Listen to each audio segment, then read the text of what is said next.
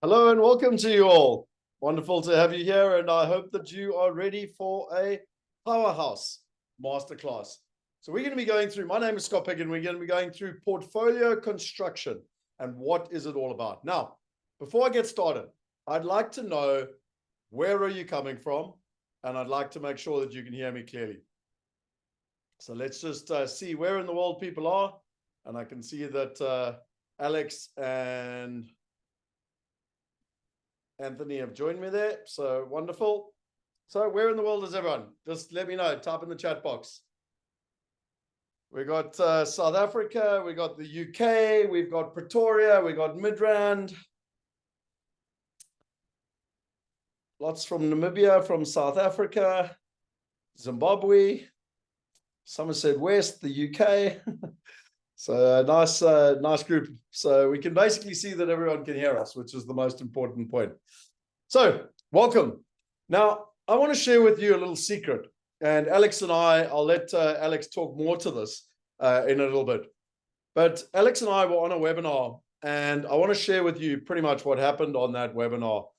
But I heard something just this year that if you get the fundamentals right of, some people call it asset allocation, some people call it portfolio construction, but if you get it right, it's going to equal 85% of your return. So let's see what I'm going to talk about, just to kind of give you a bit of a perspective.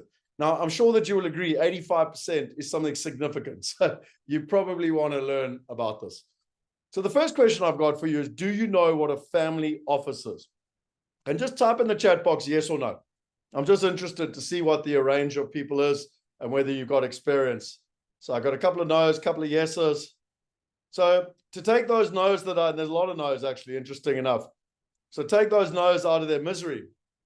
A family office, and this is, according to Investopedia, you can read it on the screen. I'm not going to read it right for you.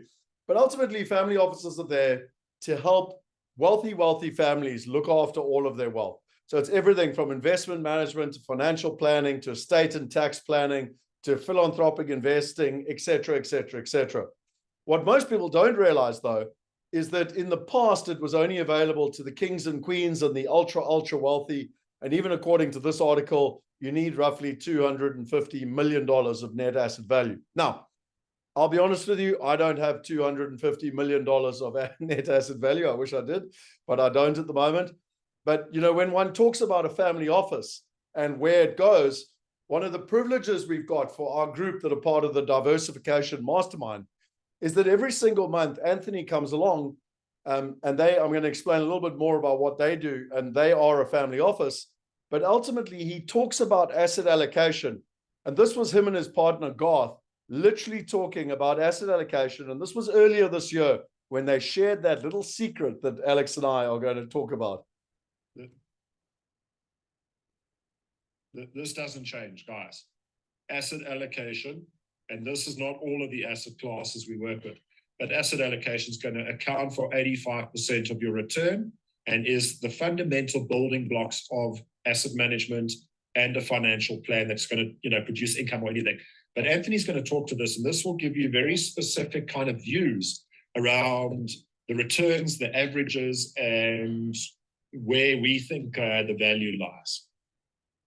So this was a little secret, and just to put that up on the screen, what Garth said there is it ultimately equates to 85% of your long-term return. Now, it looks like quite a complicated chart on the left, and I'll be honest with you, 8 months ago, I would have had no idea what this is, but I'm truly lucky because every month I'm part of the mastermind, and Anthony comes along and he explains what are all the different assets doing, what's happening around the world, which assets should we be looking at, where should we be allocating our capital so that ultimately we can do well from a portfolio construction. But before we get started, who is Callio? Who is Garth? So Garth ultimately is the founder and co-founder and CEO of Callio. We've worked with them for over 10 years. And what I love about them is they're a bespoke family office. So if you want to get technical, they're a family office of a multi-family office. But what I love most about them is that they help about 60 wealthy families from around the world, very, very wealthy families. But one of the things Garth and his team and our team have been working on is the statement that he said, the 1% can pay for advice and get results. we need to support everyone else to get access to the same advice and the same results. And so it's without further ado that I am super excited to introduce Anthony. And Anthony and Garth work very closely together. And Anthony very kindly, on behalf of Callio and the team there, shares his knowledge of what they're doing on a monthly basis and what the different assets are doing, etc. And myself and Alex and the other mastermind participants get so much valuable insight. And so without further ado, Anthony, I've got a little bit more to say before I hand over to you for your presentation, but I just wanted to welcome you and to thank you, because the insights that you give us, I know sometimes you think they're second nature to you, but to the rest of us, you know, Neanderthals, financial Neanderthals out there, it's incredible. I've learned more in 8 months from what you've taught us than I probably learned in 20 years with 2 degrees. So I just want to say, firstly, thanks for being here and thanks for being prepared to share with our community. Absolute pleasure, Scott. Thank you for having me. Awesome. So before I get started and I hand over to you, Alex, I'm going to talk quite a lot tonight about the mastermind. You know, I really think there's always 2 types of people in the world. The one type of person can be like me, where I spent 14 years trying to do it all on my own, try to read all the books, fly all over the world, and literally do everything on my own. 2 degrees later, multiple courses, you name it, courses, mentors, 14 years of hard work, pain, effort, and hassle, and then in 2011, 2012, I learned a new way, which is the way of partnership, the way of mastery. And really tonight, you'll get to choose at the end of it, whether you too want to continue, because many of you have been doing that, to do it all on your own. And I'm going to say from my own experience, that's the hard way, or you can do it the easy way through partnership. And once Anthony and Alex are finished and we've been through the Q&A, for those of you that want to do it the easy way, I will share with you for about 20 minutes what our mastermind's about and how it actually works. And in simple terms, how you can build globally diversified passive income and where you can learn to diversify across countries, currencies, assets, partners, and time. The other thing I wanted to mention is that a lot of people are interested in where technology is going. I've got a smart watch here. I've got a smartphone. I'm working off a smart laptop. I've got a smart iPad. I've got a smart TV behind me. And the question is, why are we not using technology to invest? And fractionalization is where the world is going. And a lot of what Anthony is going to share with you tonight, 10 or 20 years ago, were not even an option. If he said, go and invest in a house in London, I'm just being facetious on purpose, you need a couple of £100,000 just to be able to participate. But through fractionalization, you can now get access to the best assets with far smaller quantums of cash. And so everything that he's going to share tonight is possible for anybody. And we've actually got a webinar planned, a masterclass planned for next Tuesday around fractionalization. So if you're interested in that, make sure you watch the emails or type in there fractionalization. Oh, thanks. Alex has actually put it up for us.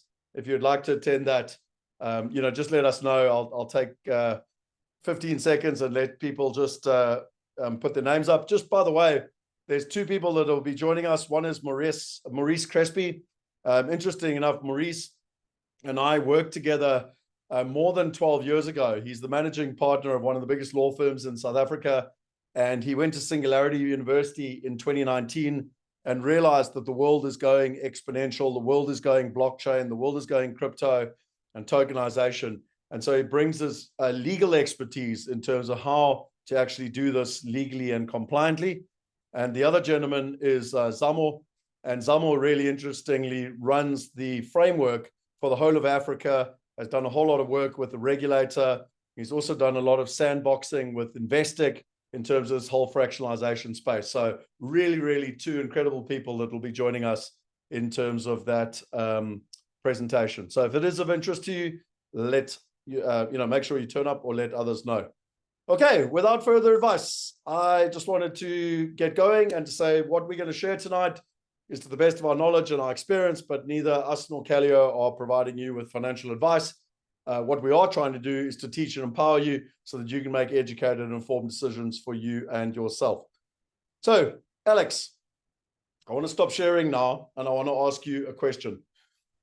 When you and I heard that little 85%, return thing, what kind of sparked for you? Because if you're the catalyst, you're the gentleman that came up with this idea, you're the gentleman that asked Anthony to be here, you're the gentleman that, why did you do it? Because I know in Anthony's world and in some people's world, it's so obvious.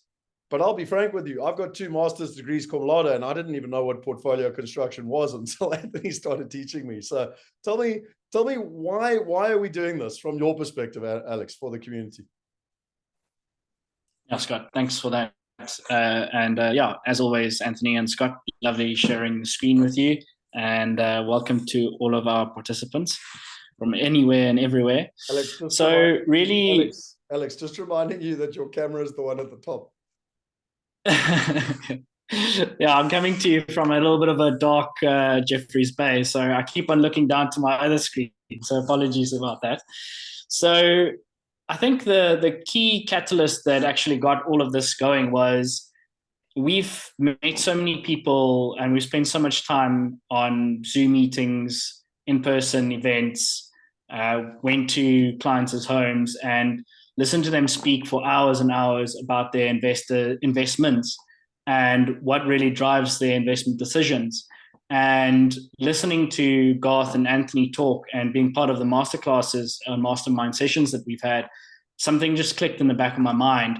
And it is really clear. There's 3 things that we need to make sure our community knows about.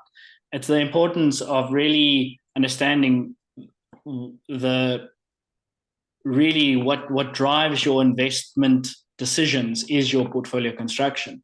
What is it that your outcome of your portfolio is? And those are the questions that most of us, and before Anthony started asking these questions and talking about it with us in these sessions, I didn't even think about it. So these are the questions that we as a community really need to ask ourselves, because not all of us can actually have a 2-3 hour session with Anthony and Garth in a public space. So yeah, that's really where all this came from. And I'm really excited to see what Anthony's going to share with us this evening. I had a sneak glimpse at what's about to come. So guys, hold back. Really grab your tablet, grab your piece of paper and hold on to your seats, because it's going to be a good one. So yeah, thanks, Scott, and looking forward. So just by the way, what you said there is so valuable, Alex, and I'm now going to hand to you, Anthony, so if you want to bring up your screen. But Alex said something, take notes. And here I am. I learned this from Richard Branson years ago. You can never take enough notes. And I can promise you that a lot of the stuff might go over your head, might feel overwhelming or whatever. But just chuck in the chat box if you've got questions. And I'm going to be taking vociferous notes. So if you see me looking down, it's because I'm also taking notes, because I learn every time Anthony speaks. But without further ado, over to you, Anthony. Thanks, Scott. Thanks, Alex. I really hope this is valuable for you guys. I think, thank you for the introduction. Let me fire away. Okay, so what are we talking about tonight? We're talking about portfolio construction and the fundamentals which get 85% of your returns. So what I've done with this presentation is I've broken it up into 6 kind of main themes, or 6 driving factors that we really believe are at the core of generating these returns. The first one I'm going to touch on is time horizon. The second one I'm going to touch on is your risk tolerance, or your tolerance for risk, and being able to be in the market and accept kind of downward movement on your portfolio. Unfortunately, it is a reality when it comes to investing. The third one I'm going to touch on is asset allocation. The fourth one, diversification. The fifth topic is personal outcomes or goals. And then to finish it off, I'm going to look at the monitoring, measuring, and rebalancing of that specific portfolio. So up first, the time horizon. I think this is it's not the most important, but it's certainly one of the most important. You need to understand your current situation relative to where you want to be. There's no point in planning or building a portfolio or constructing a financial plan if you don't know what your outcome is and you don't have any kind of blueprint as to where you want to go. I'm going to look at the asset liability modeling, which is essentially it's a tool that we use in-house, and really what it does is it looks at what assets you have relative to your liabilities and it then kind of plots the sustainability of those assets relative to your liabilities. And it's a crucial first step, because without this, you're kind of blind. You're not really sure where the playing field is, and you don't know how to plan around it. So hence I say it's probably one of the most important topics of this presentation. I'm going to dive into the boxes below. They look quite intimidating, but I'm going to take you through it slowly just so you can get an idea. And this is really just excerpts from a program that we use that's been specifically designed to kind of model these things. I want to make the point that this is not a bulletproof method. I think anything in financial services, or anything that there's an investment factor to it, and you're investing in the markets, is never 100% guaranteed, or anything like that. So there's a slight pinch of salt to this, but what it is very good at doing is it gives you a very accurate idea of where you are and where you want to be. Right. Now, what this asset liability modeling, or ALM for short, does is it takes into account your current age. It takes into account the age that you want to retire at, and then it plots around that.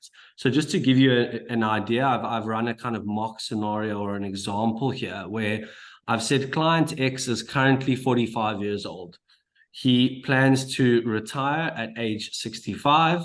And his protected years are from age 65 all the way up into 100. So the reason why we run this up until age 100 is twofold. The first is that, as we all are probably well aware, people are starting to live longer due to the kind of marvels of modern medicine. And the second factor is that if you're taking into account any kind of legacy that you want to leave for kids or family members or things like that, we typically kind of push these ALMs a bit longer, so that there's a lot more sustainability on that capital. I've assumed here that Mr. X has a current income of R1 million per year. And then I've made some assumptions, right? These assumptions are important, and I'll get to them a bit later on, but I've assumed inflation at 4%, right? That's kind of roughly, it's a little bit high. It's kind of roughly what global inflation is at the moment.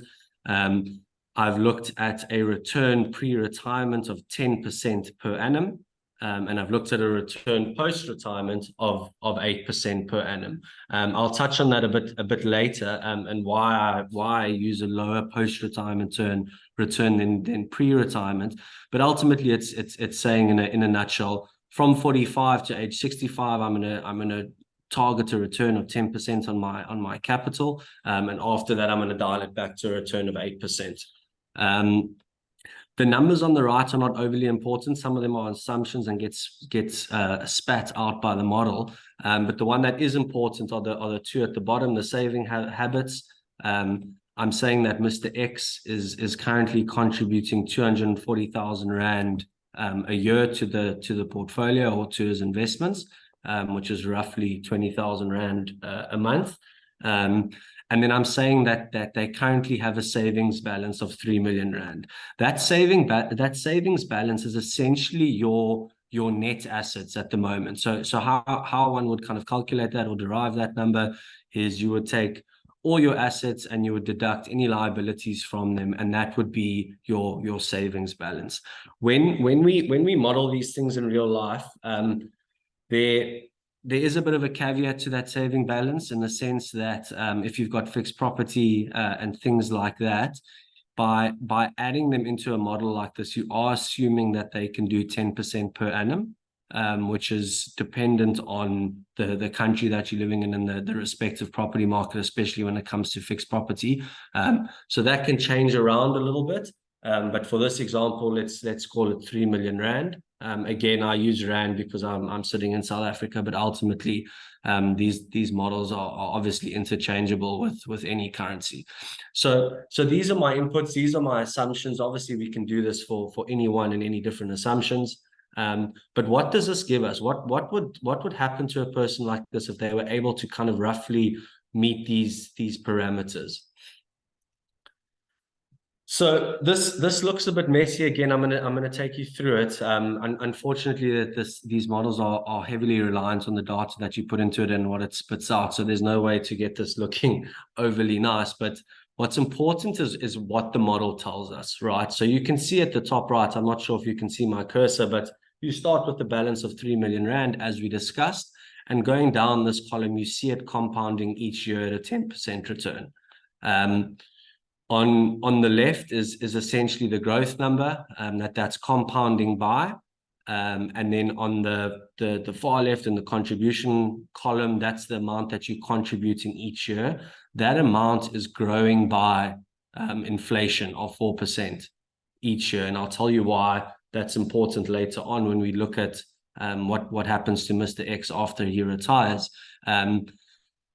Then you've got the salary on the left, which is not overly important, but that's also growing by inflation. As you can see there, it's stepping up by 4% each year.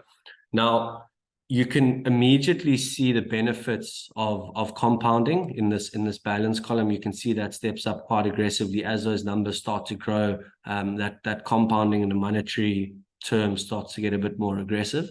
But ultimately, that's 10% a year. That's 10 on 10 each year.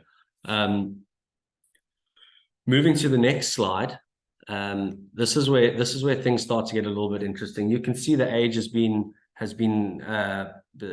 X has been getting older each year, and now we get to the kind of magic 65 number that we inputted as a retirement age. It's a fairly common retirement age in South Africa, but now all of a sudden the contributions stop because I'm retired. I'm no longer pumping capital into my portfolio, and the withdrawals start. The withdrawals are stepped up from the time of contribution to age 65 by inflation. Why do we do that? Why is that important? So the reason we do that is because we want to ensure that Mr. X, by the time he gets to retirement, has the same purchasing power with his capital that he did today. So as we know, inflation is the kind of silent killer, and it erodes your purchasing power each year. But what does that look like on the monetary perspective? And you can see that steps up quite aggressively. So it's important that we factor in inflation-adjusted models so that Mr. X is still able to derive and purchase the same amount as he did as he wanted to initially, right? Now you can start to see the effects of the drawdown on the capital balance, and you can start to see, whilst we're still getting a growth rate of 8%, you can start to see that tapers off quite aggressively because our withdrawal amounts are consistently growing as well, but our capital balance is decreasing even at 8%. And ultimately, what this tells us here is that under this scenario, Mr. X is covered up until age 91. And you can see there at age 92, right towards the bottom, that capital balance starts to go negative. So I purposely haven't modeled this, or I've modeled it up until age 100, but I've purposely used parameters that don't completely cover the capital, just so you guys can kind of get an understanding, and you can see how over time the effects of inflation can erode capital quite aggressively. So I mean, it goes without saying, but one can see the importance of saving here and contributing on a regular basis. And again, making sure that the investment choice is able to meet the parameters that you put into the ALM. And I'll talk a bit more about this later, why it's incredibly important for portfolio construction. But I think this just gives you a nice kind of idea as to the importance. And I mean, this is essentially this becomes the roadmap. This becomes the blueprint that one should try and stick to. And it just gives you a bit of an idea of how things could potentially look in the future. All right, sorry, I've got this Zoom bar at the top here that I want to try to get out the way. Okay, so our next topic is our risk tolerance. And I make note here that risk tolerance is largely driven by time horizon. A lot of people spend a lot of time doing risk analysis and things like that. At Calio, overly fond of that kind of way of kind of grouping people into a particular basket that says they can only afford to take this much risk because they don't like volatility. We essentially determine risk based off the ALM, right? And that was what we just looked at. So in that example of the ALM, we know that Mr. X, to be competitive, needs to achieve a return, a pre-retirement return of 10%.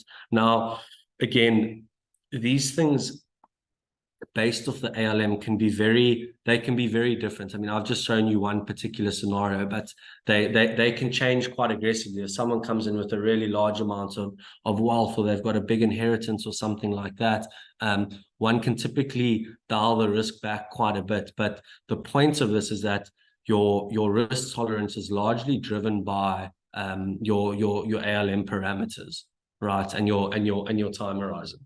So when we're looking at risk, we note that market cycles on average are typically between 5 to 7 years. The graphic on the bottom left shows a typical market cycle where you've got an expansion period, you've got a peak, and then you start to dip into a recession, which is followed by a recovery and back into the expansion territory. What I like about this graph is that you can clearly see there's kind of an upward trajectory. And when we kind of deal with markets and clients that are somewhat a bit spooked by the volatility of markets, I mean, pull any chart and zoom it out for 5, 6, 7, 8 years, even longer, you'll always notice that chart starts in the bottom left of the corner and ends on the top right, no matter how much volatility there was in between.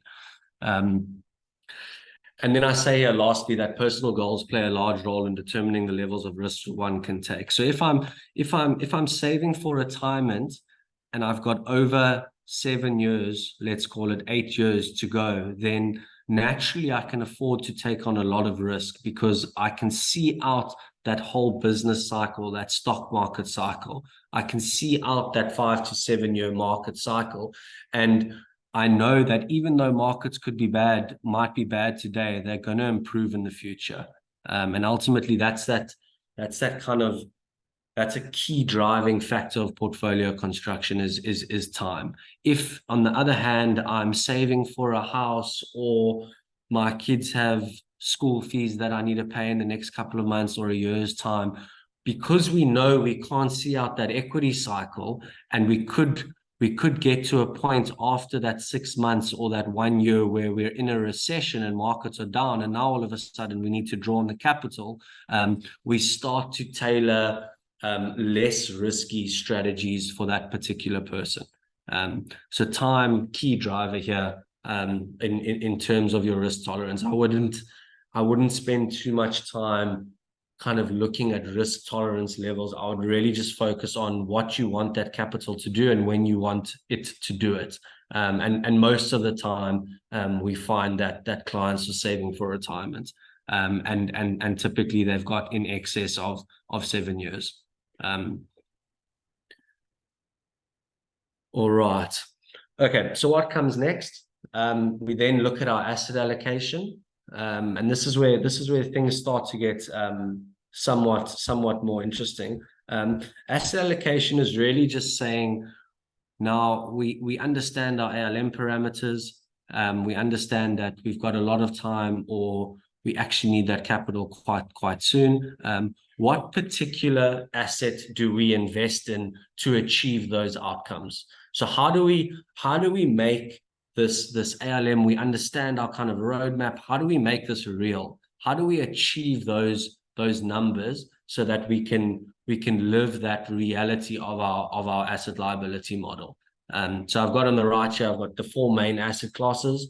These are what we call the kind of major asset classes. You've got equity there, which I'm sure everyone's familiar with, the typical stock market. We've got fixed income, which is the bond markets. We've got cash, which is treasury bills and deposits at the bank and things like that. And then we've got an interesting one called alternative investments, which we'll spend a bit of time on later. And that's typically things like private equity, hedge funds, debt funds, you name it. Anything that's not really listed and trading on the stock market typically finds its way under alternatives. Property is one that most people would know as well. Property, good one. Yeah, thanks, Scott. Another major alternative, which again, I'll touch on those alternatives and how they're relevant in a second. But that's just kind of a high-level summary of your major asset classes. Again, I make note that asset allocation is dependent on the time horizon of the investor. You'll see I kind of revert back to time a lot because it's a key kind of guide as to how to invest. You're not going to go and buy the most risky stocks for a couple of months. It's just not good investing. And I make another note here that this can be influenced by one's personal goals, which again, in some way or another, kind of filters its way back to the time horizon of the investor. Then I've got quite an interesting little, I call this a risk chart. I use this to run risk metrics and understand different returns of different asset classes and what their risk is relative to each other. So the first one I've got is a very well-known ETF, which is an exchange-traded fund. I'm assuming that a lot of you are comfortable with that. I know it was a topic not so long ago in one of the masterclasses. But so iShares MSCI World is an equity ETF, and it pretty much covers all developed markets in the world. It's a very commonly. Sorry to butt in there quickly, Anthony, but just to talk. So we do a thing as part of the mastermind every month called Asset Class Mastery, where for 90 minutes we go deep into one asset class, and we bring I never like the word expert, but let's call it an authority who's got 10, 20 plus years experience in that space. And what you're referring to is literally in September we did ETFs with one of the best ladies in the world that teaches the space. So every month we go deep, and if you're interested in asset class mastery, just type in their asset class and we can give you more information. But back to you. Cool. Thanks, Scott. The second one I've got there, it says Bloomberg Global Aggregate. That's essentially the global bond market. And then the last one I've got is the iShares Short Treasury Bond ETF, which is essentially a cash ETF. For those of you a little bit more technical, the reason why I use ETFs is because I feel it gives a real representation. ETFs have fees attached to them. So when we start to look at the risk and the return, it gives a much more real kind of overview. So why is this important? We've touched on the asset classes. We've had a look at our ALM, and we understand the parameters that we need to achieve to make this real. But how do we do that? So you can see here in the first line, the MSCI World ETF. Over 5 years, it's achieved an annualized return of 10.31%. This is all in dollars, just by the way, with a standard deviation of 16. If we look at the bond market, it's achieved a return of -1% with a standard deviation of 6%. The kind of key here is to note how that's less than half of equity. So you can see you're already taking quite a bit of risk off the table. And looking at US cash, a return of 1.37% annualized over 5 years with a standard deviation or risk score of next to zero. So the reason why I've done this is you can just kind of see that step down from the different asset classes and the standard deviation that comes out of all of them. Again, for those of you a bit more technically orientated, cash in the US has obviously been next to zero for quite a few years prior to the latest interest rate hikes. And we saw a massive bond market sell-off in 2022, hence these numbers are a bit lower. But typically that bond number will be closer to around 4 or 5% on any other given time frame. But again, let's use this number of 10.31%. So ultimately, this is saying that had you invested in the MSCI World ETF and you needed to achieve a return of 10% annualized in your ALM, like we just saw, this could have actually ticked that box. And you would have in a sense been smiling because you're ticking the parameters that you need to on your blueprint, on your financial map. So the importance here is making sure that you're allocated to the correct asset class based on what your financial blueprint is telling you. There's no point in being invested in cash when you need to achieve a return of 8, 9, 10, 11, 12%. It's just not going to cut it. And you're going to have problems come retirement, or you're going to have problems living a desired lifestyle relative to your assets. All right, jumping into the next topic. Over here we look at diversification, and this is really now getting a little bit more granular in terms of the asset classes, and understanding how one blends all of these together again to achieve the desired outcome of our asset liability modeling.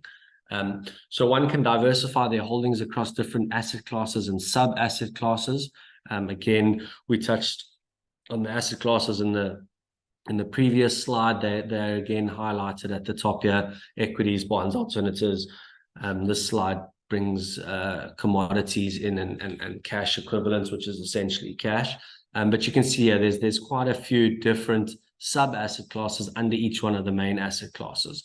As Scott rightly pointed out, you see real estate coming in under the alternatives. Equities, as we know, there's pretty much stock exchanges in every country in the world, and there's different styles of investing in those different exchanges. You've got the bond markets, you've got commodities, and you've got your cash. My second point here is the ability to add alpha via manager selection and style allocation. Alpha, for those of you who don't know, is essentially achieving a return above a respective benchmark. And I'll show you some examples of that shortly, but let's, for argument's sake, say we're looking at MSCI World. Our return was 10.3%, if I recall correctly. If an active manager was able to achieve a return of 12%, then he's adding alpha. He's able to add a return greater than that of the benchmark, and that can sometimes be a good way to diversify portfolios. And then the third point I've got here is using those active managers to shift between different styles of investing. So if you notice, if you look here under equities, you can see here there's 1, 2, 3, 4, 5, 6, 7 different sub asset classes. We often like using managers or asset managers who have the ability to allocate between these different sub asset classes. So essentially what that means is that you're giving your money to an investment fund, to an asset manager, and you're allowing them to make those decisions for you. Yes, you're going to pay slightly higher than an exchange traded fund or a passive, but I wouldn't say most of the time actually, but a lot of the time that can be well worth it. Those costs of paying an active manager can be well worth it, but a lot of the time as well, you get guys who do it wrong. So I think I'll touch on it just now, but the importance of partnering with someone or doing your own research to understand their performance relative to that benchmark, and knowing that you're paying for that outperformance is incredibly important. We see it too often that guys are charging they're charging a fee to not beat the benchmark when you are much better off going a passive or an ETF route.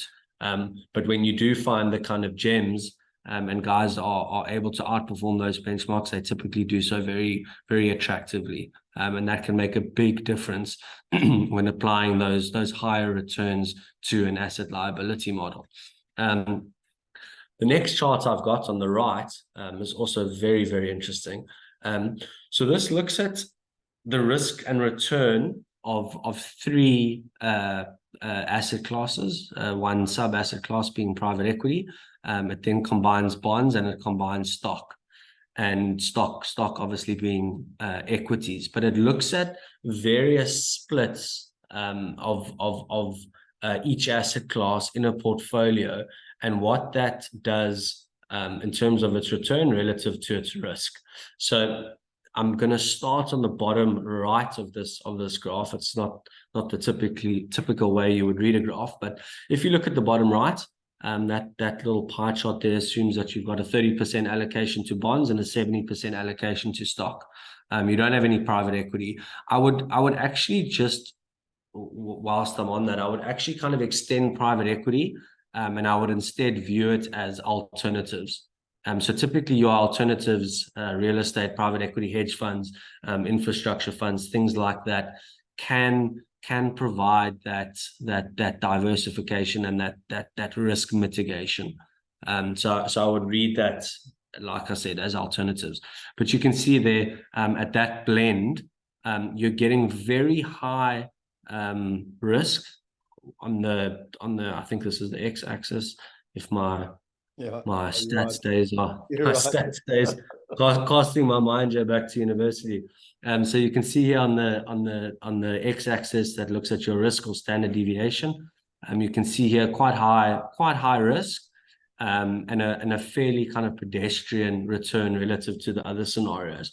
And as you work your way up this line here, it starts to include more private equity as we go up 5, 10, 15, 20. And really 20 is kind of where you reach the optimal portfolio. So 20% allocation to alternatives, and then a 50% allocation to stocks, 30% to bonds. I will just note here that this chart is up until 2018, and it does not take into account the most recent bond numbers. And I would argue that that allocation to bonds will be better suited moving into stocks. So you push the stocks up a bit and you decrease the bonds. But ultimately the point is more, as you start to include more alternatives, you're starting to get better diversification, which is leading to lesser risk and a higher annualized return. Why is that? What is the reason for that? Typically, alternatives, as the name suggests, they're different to equities in the sense that they behave very differently, right? They're almost uncorrelated in the sense that if markets are selling off, typically your alternatives are sheltered from that. Using private equity as an example, private equity is investing in businesses that are not listed on the stock exchange, right? So we like to look at companies like Microsoft, Apple, Amazon. Those are all listed on a stock exchange. You as an individual can log on to whatever account you're using and buy shares in that business. Private equity is private. Private equity is when you go down to the shops and you get a coffee from the local coffee store. That too has different owners, but you can't just walk in and buy shares in that company. It's typically quite niche. And because of that, it's not as correlated to stock market. So you're not going to see if all of a sudden technology is selling off all over the world, your local coffee shop is not going to be impacted by that, whereas your shares in Amazon are definitely going to be impacted by that. So they're very uncorrelated, and they typically have their own set of risks that they know how to manage very well. And because they're not playing in such crowded spaces, it's quite easy for your local coffee shop to go and open up another one and another one, and essentially they're able to grow and compound at much higher levels. So yeah, really seeing the impact there of adding alternatives to the portfolio. This I promised to touch on. This is really just showing the active manager relative to a respective benchmark and what you're kind of looking for in an active manager. And again, I use various risk metrics to show this. I won't touch too much on detail on them, but the kind of key points here are, again, this is a 5-year annualized return. The first fund is a fund called Center American. And we compare that to the Vanguard S&P 500 ETF, which is essentially an ETF that tracks the S&P 500, which is the 500 biggest companies by market cap on the US stock exchange. You'll see here that Center American is consistently able to add a 13% return each year for the last 5 years. The S&P 500 still very attractive at 11%, but you can see there that alpha immediately coming in there and adding extra return for that manager selection. This is an incredibly important number, an incredibly interesting number. You can see there the standard deviation, which, as we saw earlier, is a measure of risk. You can see that their standard deviation is less than the S&P 500. So you're taking on less risk to achieve a higher return, right? And that's really the power of active management. I'm not here to kind of sell you guys or persuade you between active and passive, but you really do get some seriously good active managers out there that can deliver these kind of numbers. This for us is a pretty kind of picture perfect world. I mean, you've got a guy that can do higher than the market, but at less risk than the market, and that's really what you want to look for.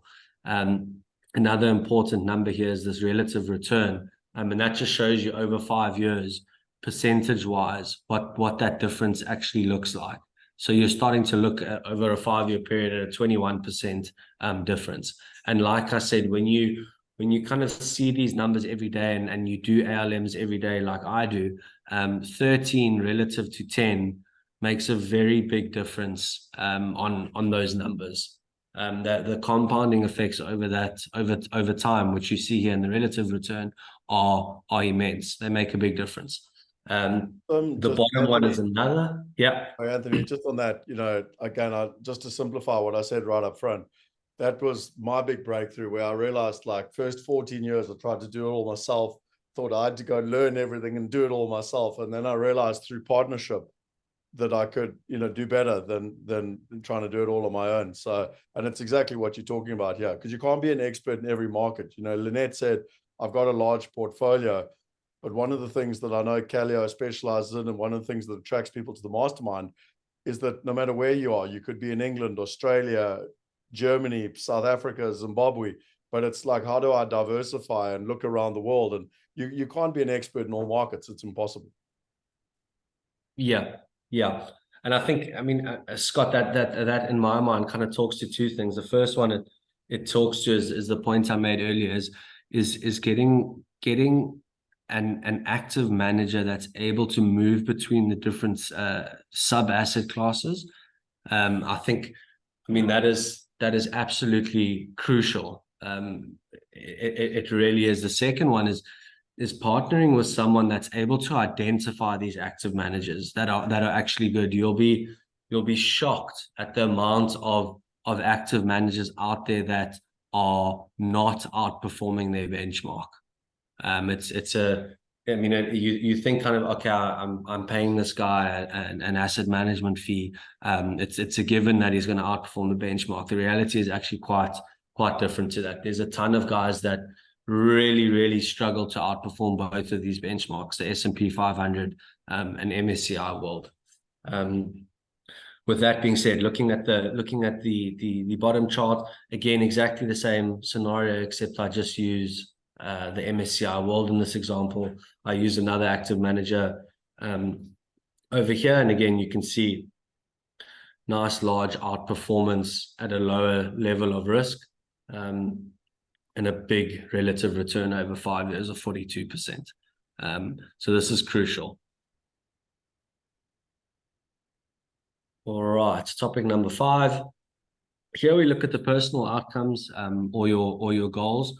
Again, I think I've touched on this quite a bit. It's fairly straightforward. And in a nutshell, if you've got short-term goals, you're not going to want to use investments that are high risk.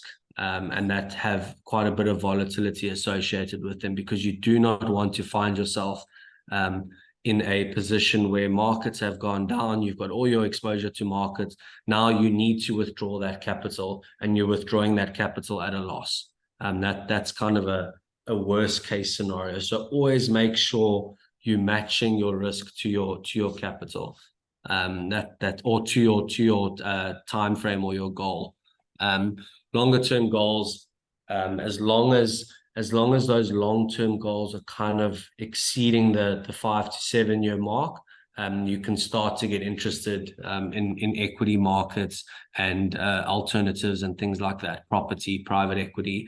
And then if there's here, I just say any defined outcomes other than retirement. I suppose it kind of links into the top ones. But ultimately, if you're saving to buy a new TV next week, or in a month's time, I don't think you're going to be wanting to kind of look into into equity markets or any kind of alternatives or things like that. It's probably better off just sitting in cash. Interest rates are good pretty much globally at the moment. So start to look to things like that. But really the key kind of takeaway here is identifying that goal or what you're saving for, and then matching the investment to that. And that should all be guided by your asset liability modeling. Last but not least, monitor, measure, and rebalance. Incredibly important. You need to take stock and understand how your portfolio is performing relative to what it should be doing better than or doing the same as, right? So we looked at it. A good example is looking at those two funds where we had the S&P 500 and the MSCI World. That's something that I'm constantly watching. I'm making sure that the manager is able to outperform that respective benchmark. And as long as he stays ahead, I'm happy with him. If he drops below, I'm starting to ask questions and understanding what went wrong. You need to monitor the performance relative to your financial plan and ALM. This can be done at longer intervals due to market cycles. So it's incredibly important to make sure that if you need to achieve your 10% per annum, that you're monitoring that and making sure that can be achieved, or you are achieving that. The reason why I say it can be looked at in longer term intervals is because as we all know, markets don't go up in a straight line. Unfortunately, we'd all like it to work that way, but ultimately markets go up, then they come off a bit, then they go up, then they come off a bit, exactly like that market cycle chart I shared. So when you're kind of matching it to your asset liability model, you're going to want to give it a bit of time. I typically use 2-3 years, just to make sure that you're not looking at it and making unnecessary adjustments too frequently. You're not going to get 10% every year on year, but what you are going to get is you're going to get 1 year you're going to be up 5%, the next year you're going to be up 25%, then you're going to be down 10%, then you're going to be up 3%, and it's going to jump around, but your annualized return over those longer term time periods of 5 to 7 years, you're going to want to be getting close to that kind of magic number that your ALM is guiding you on. The next point is to identify changes in the ALM parameters and remodel this. So if you are starting to contribute more to your retirement or to your savings, one could remodel that. If inflation rates change, you can remodel that. If your lifestyle changes and you think that you're going to need to draw more money off your assets, then you need to change things and you need to remodel those ALMs just to make sure that you're up to speed and you're current, and you understand the kind of effects those have.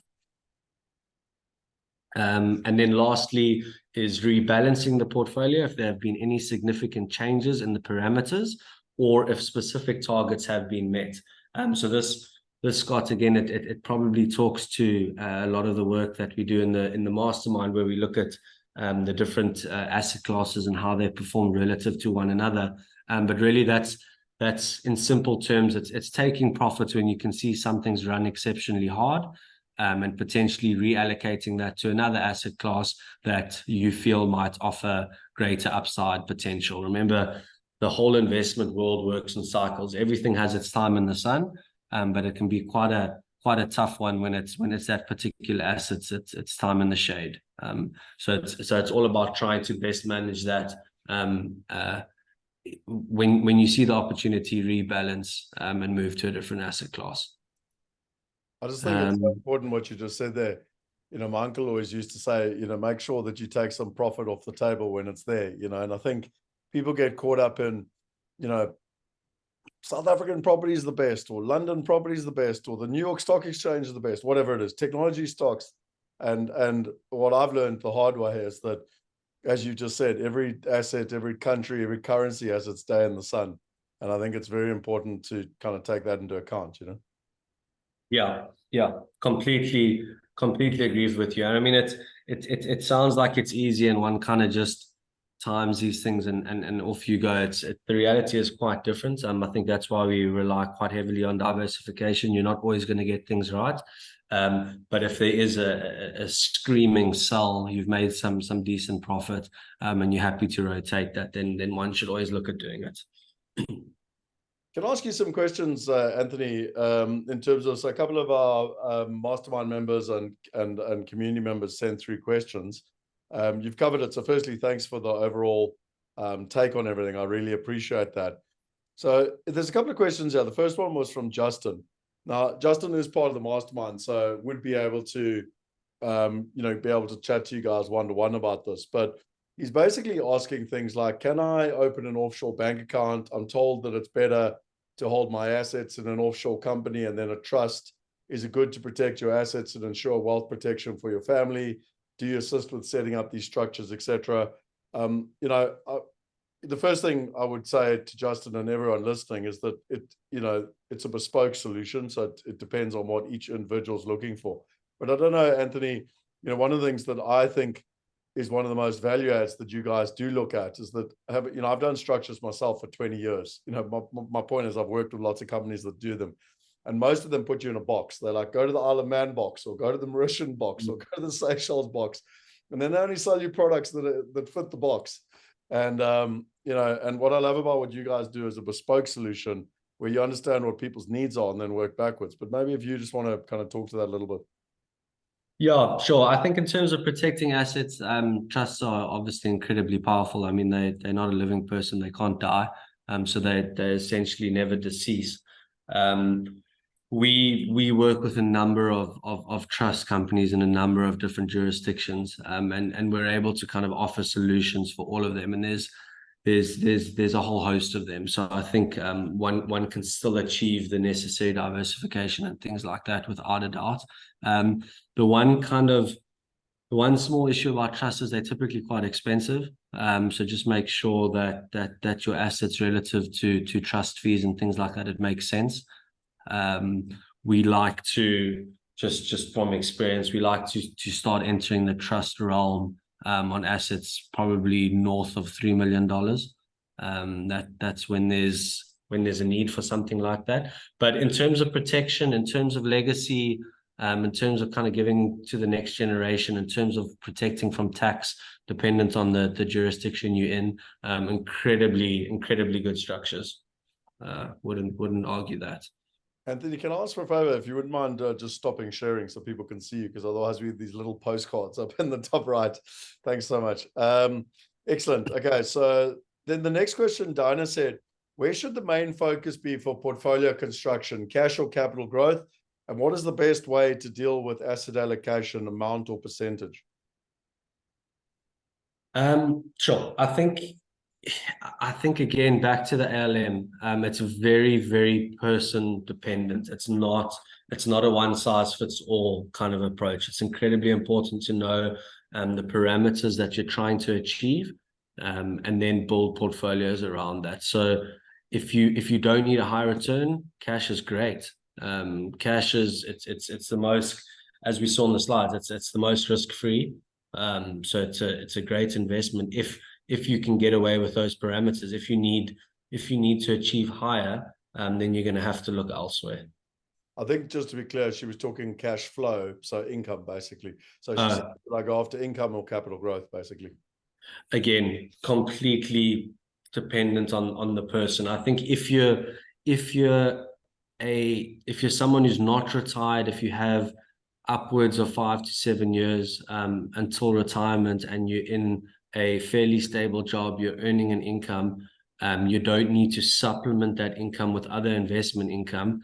I'm typically going to favor more growth orientated strategies, where you're looking to generate a higher return and forfeit that income for the time being, and then kind of rotate into those more income orientated strategies once you get closer to, if not retired. Gerard said, how would you construct your portfolio if a black swan event like COVID happens in the near future? Oh, incredibly difficult. I think, I mean, Black Swan, as the name suggests, is an event that by definition you can't actually plan for. But sure, if I think what did well during COVID, I mean, tech did exceptionally well during COVID. Everyone started working from home. But I think if I kind of look at that on a more, not necessarily COVID, but some kind of black swan, I think your businesses that have an element of quality to them are typically a bit more robust than those that don't have those quality aspects. Businesses that are currently paying dividends are typically able to weather the storm a bit better than those that aren't. Given that they have cash flow, they can cut the dividend, they can retain a lot of that cash flow to keep the business afloat, whereas guys aren't paying dividend typically are using a bit of leverage, and they can get in trouble, depending, again, very dependent on the black swan event and what it is, but quality. But I mean, one of the things, again, and I know Gerard's joined the mastermind fairly recently, one of the things I love about the mastermind is that each month you're running through what's happening in the market, where interest rates are going. You know, for me, like in April when Silicon Bank went bankrupt, I was like, oh my word, is this the start of, you know, the GFC all over again? And you kind of went through it, and then you went through UBS, etc. So, you know, for the mastermind participants, we're talking through these things on a monthly basis. So, I mean, obviously every black swan event catches everyone by surprise, but equally, if you're looking at the, as Clem Sander says, if you look in the scenarios and look in the future, they don't come as much of a surprise as for the general public, you know. Yeah, I think I'd also definitely throw alternatives into that bag as well. They typically hold up very well. Real estate, things like private equity and stuff like that. I mean, if I just kind of cast my mind to our private equity investments over COVID, they didn't even flinch, majority of them, to be honest. There's certain sectors, obviously, depending on the black swan event, that could be more hard hit than others. But typically private business holds up quite well during those times. I always find it funny, the mastermind guys are asking very detailed and direct questions. So I look forward to them all having their meetings with you guys. But John's asked a question here, and he said, so he's asked 3 questions basically. What would the top 5 recommended? I'll ask all 3 and then we can kind of summarize. What would the top 5 recommended asset classes be? What percentage of a portfolio should be invested in each? And I have 2 paid houses in America. Would you recommend selling these and investing in other asset classes? Sure. The last one I'm not even going to attempt to answer without understanding the rest of the portfolio, to be completely honest with you. I think if those are 2 houses out of a very diversified alternative portfolio with a very strong liquid portfolio or listed market portfolio, then it's fine. If those are the only 2 assets, then it becomes a bit of a problem. So again, that's very dependent on the balance sheet. Top five asset classes at the moment. Sure, I'm an alternative and an equity fan, to be quite honest with you. I think bond markets at the moment, whilst they're starting to get a bit more attractive of late, are still incredibly volatile, and they're not great. I think cash for me also is just a bit of a, I won't say a waste of time, depending on the country that you're in. But I think you can derive far more out of equity markets or things like that. Yeah. So sorry, that is a bit of a broad one. But if I dive in deeper, we're going to be here for another 2 hours.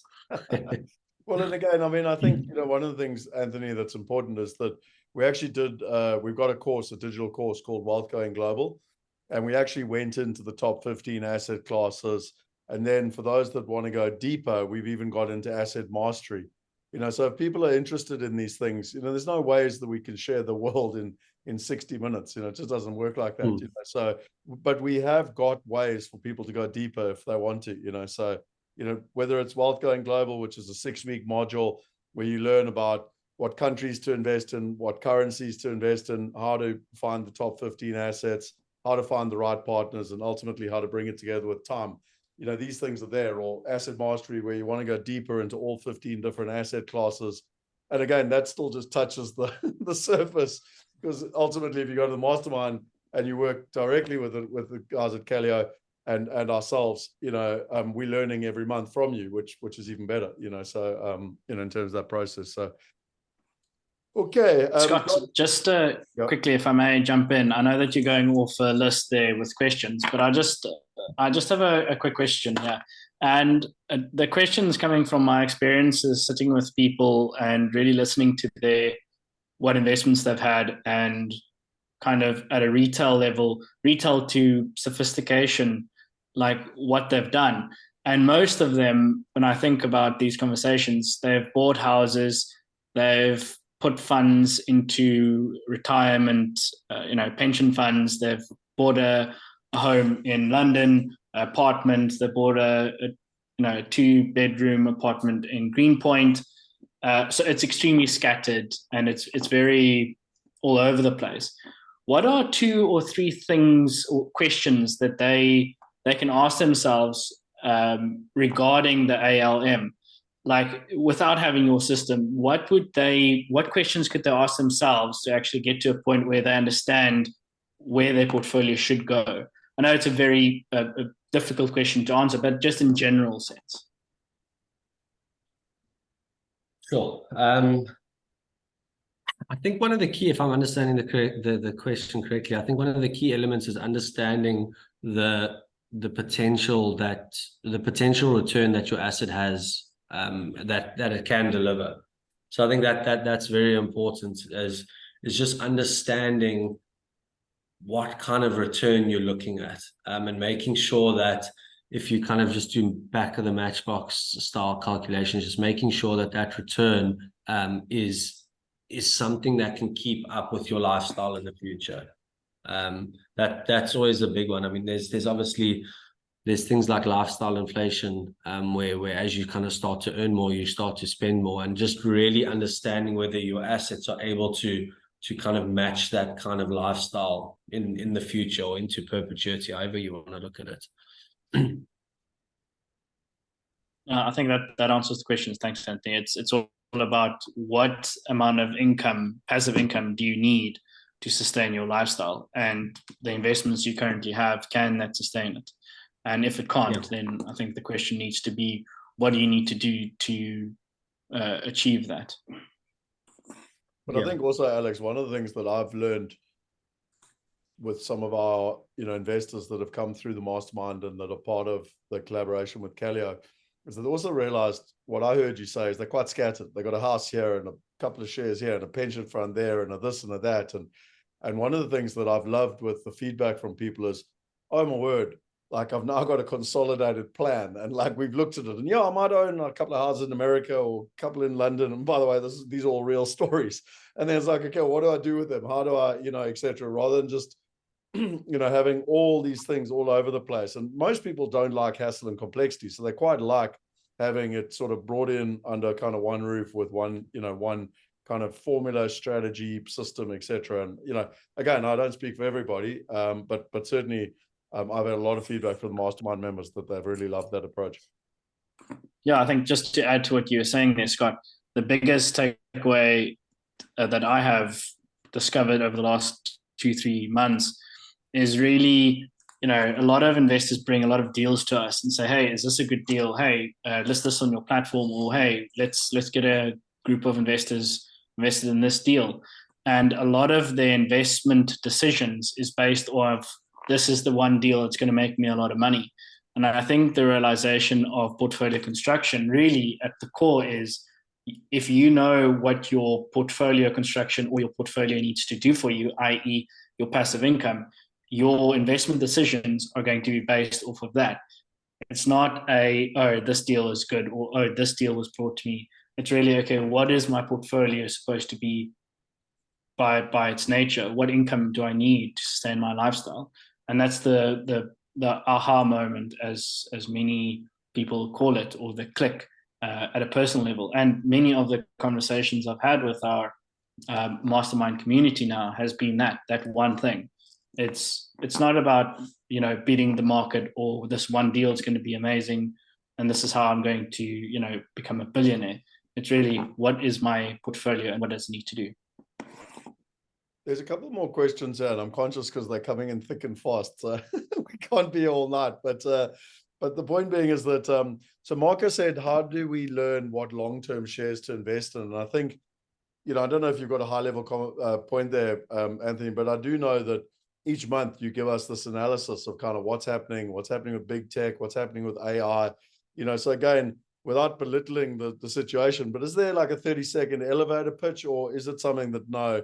That's too detailed, and again, that's why we deal with it every month, Yeah, Scott, I'm gonna have to agree with you there. It's incredibly detailed. I think just as a very high level, I would be buying companies that resonate with you, something that makes you feel good, something that you believe will be around for many years to come.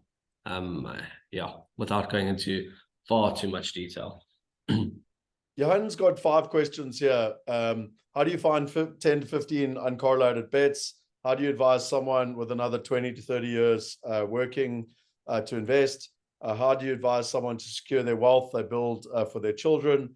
How is this different from building multi-generational wealth? And what are your 5 to 10 suggestions to teach your family? So if you don't mind, I'm just going to hit this square between the eyes. For me, in terms of the 10 to 15 uncorrelated bets, Ray Dalio, that's literally why we created Wealth Going Global, which has been a collaboration with a number of people from ourselves, Calio, Clem Santa, and James Painter, in terms of it. And again, we'll literally teach you, how do you look at the right countries? How do you look at the right currencies? How do you look at the right assets? How do you find the right partners, etc.? And we've actually had phenomenal feedback from people that have been. It's a 6-week course that people have been through on that. Again, how would you advise someone with 20 to 30 years? Hopefully Anthony's given you a whole basis tonight, but if nothing else, overall, there's a fancy word called ALM, but there's an even simpler word I would use called a plan. Like, just get yourself a plan and stick to the plan. How would you advise someone to secure their wealth and they build for their children? One of the things that we feel so strongly about, and your 4th question here was multi-generational wealth. For me, it's the same thing. Handing over both assets and knowledge to your children is multi-generational wealth. And it's something we focus on a lot as part of our mastermind. And one of the things that we've done as part of our mastermind, because it's this overall pattern that's coming through over and over again from our participants, is that they're saying, I want to be able to teach my children. I want to be able to educate my children. And so something we've actually put together as a family package to try and help, with that knowledge transfer, where they've got access to Wealth Going Global, they've got access to asset mastery. So I'm just trying to give you like realistic, tangible next steps that one can do. Again, Anthony, I don't want to take,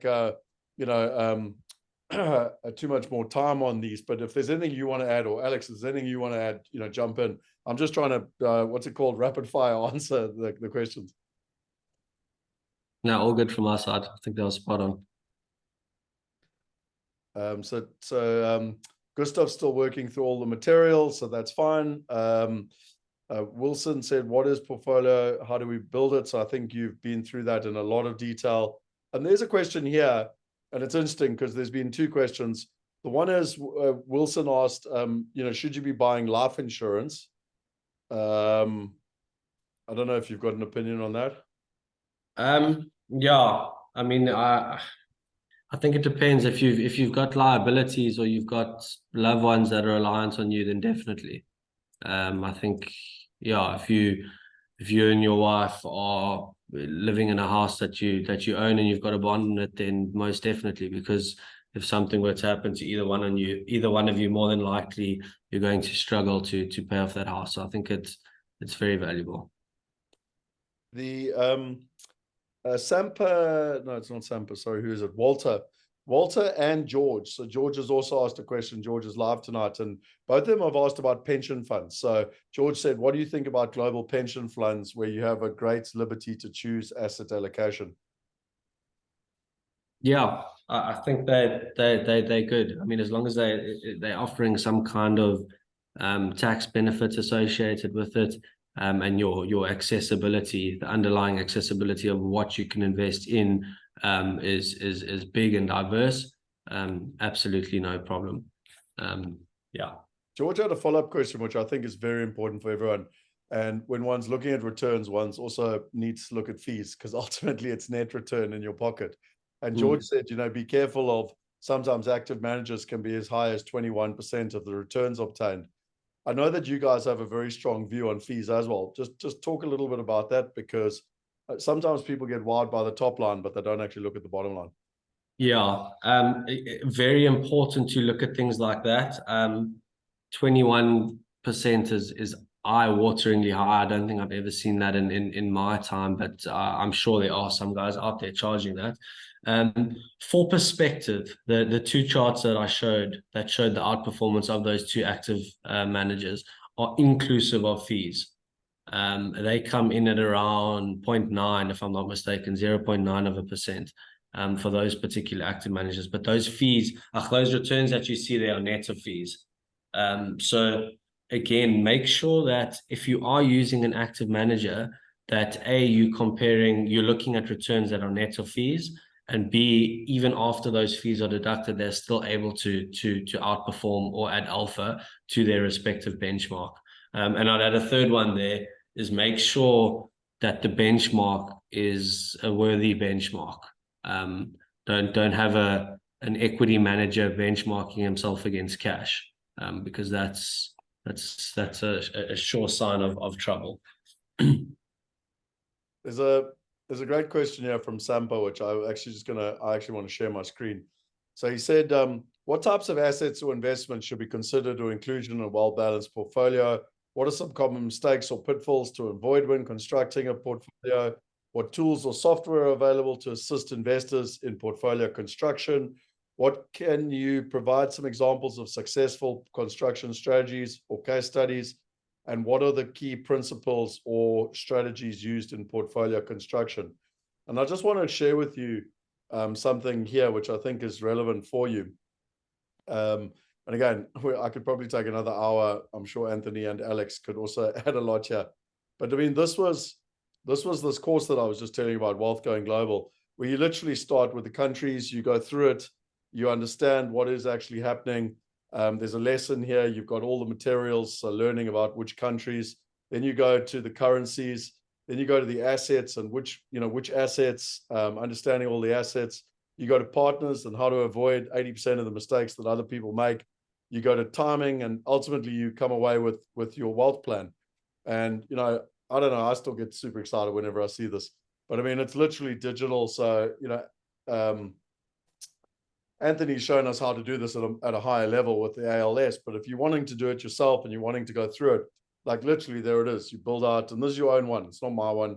It's your one specifically. It's your personalized. And then finally, it comes down to your investor strategy sheet. And you've actually got access to your investor strategy report. And again, you walk away. So after 6 weeks, I'm a big believer in taking action. After 6 weeks, you walk away with your game plan. And there you've got your investor strategy sheet, which countries, which currencies, which assets. And again, it's bespoke to everyone in terms of what they're looking at. So there's multiple different things. I mean, you can go and look here in terms of, feedback from others and what they say and what they've, what their experiences have been.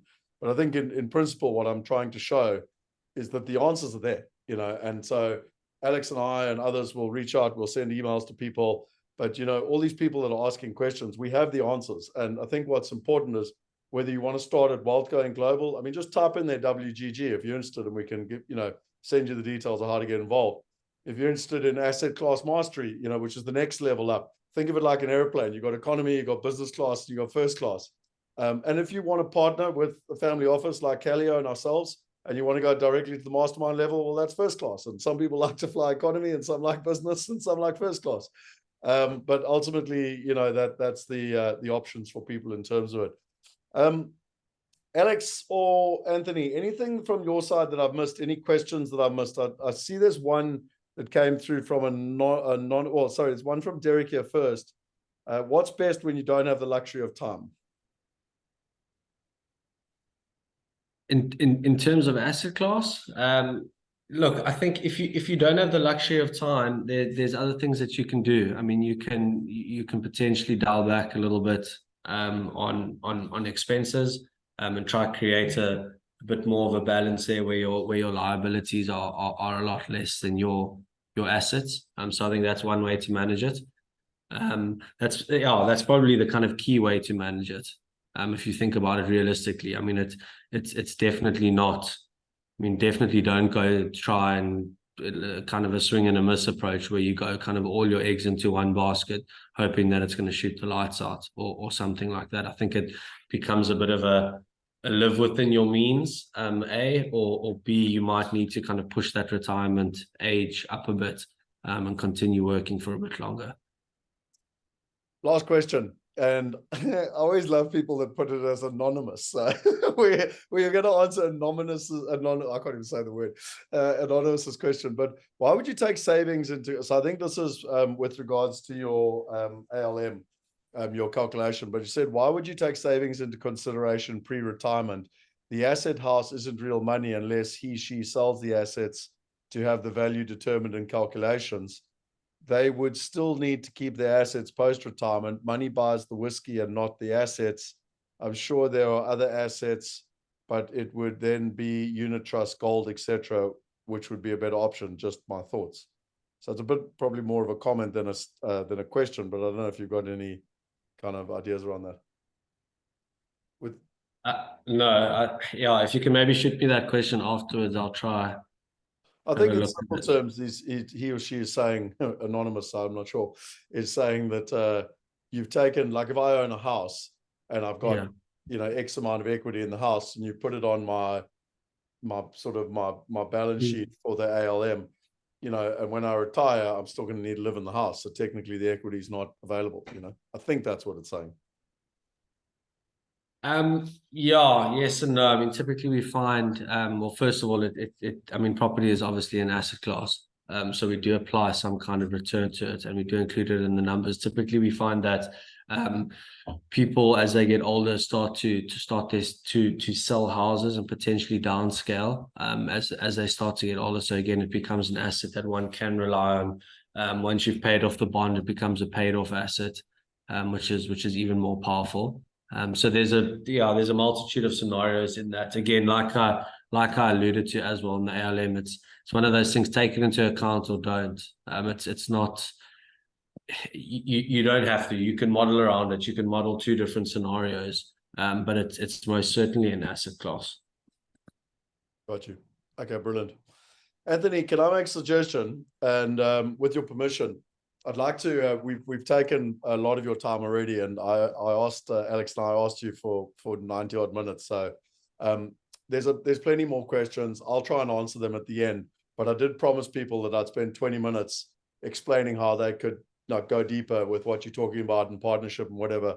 You're very welcome to stay on if you want, but if you don't mind, I want to pivot for those that would like to know, how to do it. Because, my philosophy in life, I tried to do it for 14 years all on my own. And every time I partner, I'm like, why didn't I do this earlier?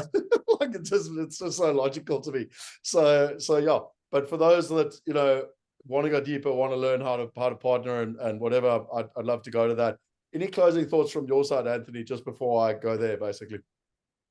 No, all good from my side, Scott. Thank you for having me. It's been great to share with you guys. And if there's anything else, if there's other questions, please just pop me a mail, and I'll gladly get back to you. Awesome. Well, Alex, anything from your side? As it was your idea to unpack Anthony and to arm wrestle him to explain what that 85% actually meant. I think grateful is definitely a word that comes to mind, Anthony. I think for a very long time, we've been speaking to a lot of people about, investing, diversification, but at the core, throwing money into investments and just throwing it all over the place, but really not having a plan. Or, we have all different types of words, but it basically, as Scott mentioned, it's just the plan. And really asking yourself, what is your plan before you're making any other decisions? Where do I want to stay in the world? Do I want to stay in South Africa? What country do I want to stay in? What is the passive income I need to sustain my lifestyle? And really, what is my generational wealth plan? Like, what does it consist of? And really working with you guys, every single day that we rub shoulders, that's more and more clear to me. It's not about the investments, it's more about what's your plan. So I hope that most of our attendees that's still online do realize that it's not about what investments are out there. It's really just asking those questions that you mentioned. So yeah, I just want to say thank you for the time, and looking forward to the future and having much more of these type of interactions. Hopefully in person next time, and hopefully we can have a whiskey after in the near future. Absolute pleasure, guys. Absolute pleasure. Awesome. Okay, let's rock and roll. So thanks, Anthony. I'll catch up with you. Really appreciate all the effort you put in.